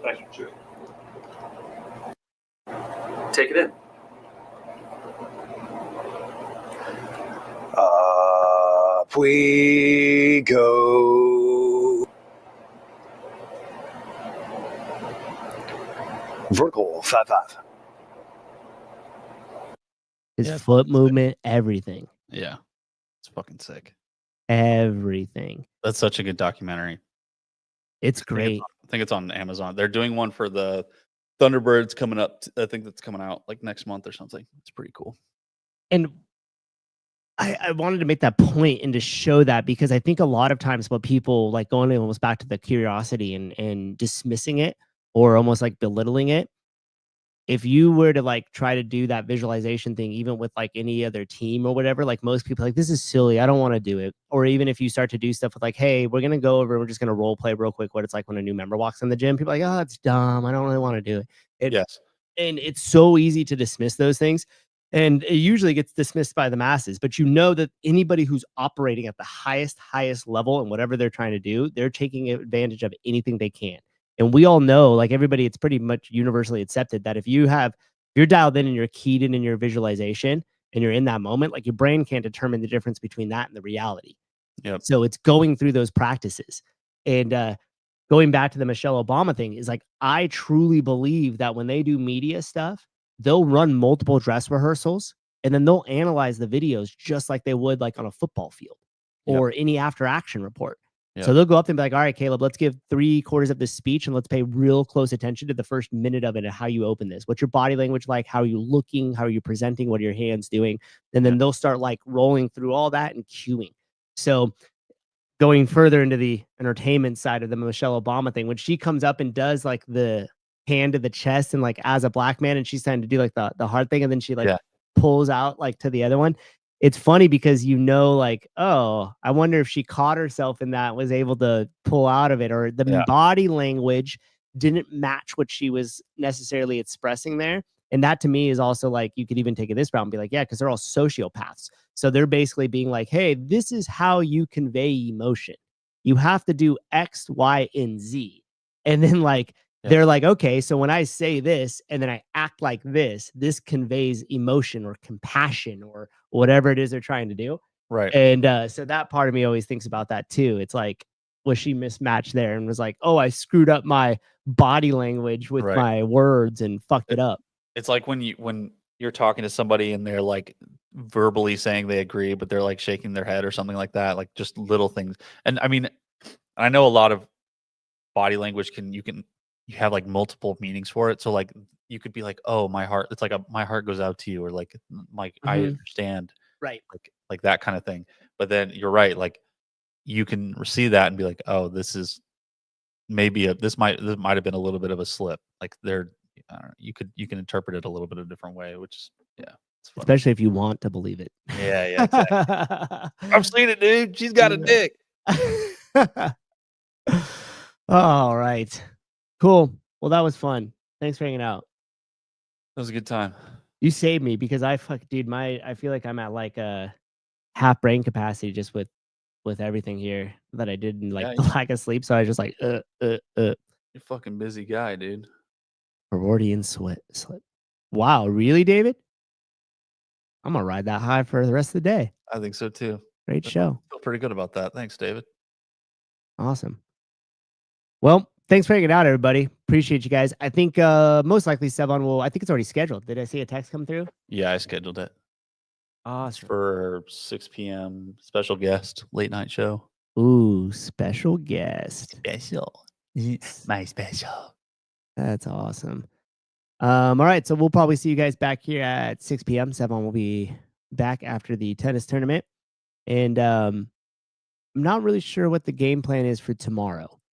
Savon's coming out to the gym and we're going to test run our mobile internet, the Peplink and the Bonder. Yeah. So we'll be live again, running some of the tests with the new things we have the new internet Bonder we have to stream NorCal and some of Syndicate. So we'll be testing that tomorrow morning. I don't know if we'll come on and do a show earlier, maybe grab Glitton things. Maybe Caleb will just do a solo show for an hour. Oh boy. We'll talk about military news and why India and Pakistan is scary to go to war with. That would be an interesting topic. You and Dale Saran. Yeah. Alrighty, guys. Thank you very much. Caleb, thanks, dude. Appreciate you. Bye, guys. Have a great rest of the day. Always be good to each other. Peace out.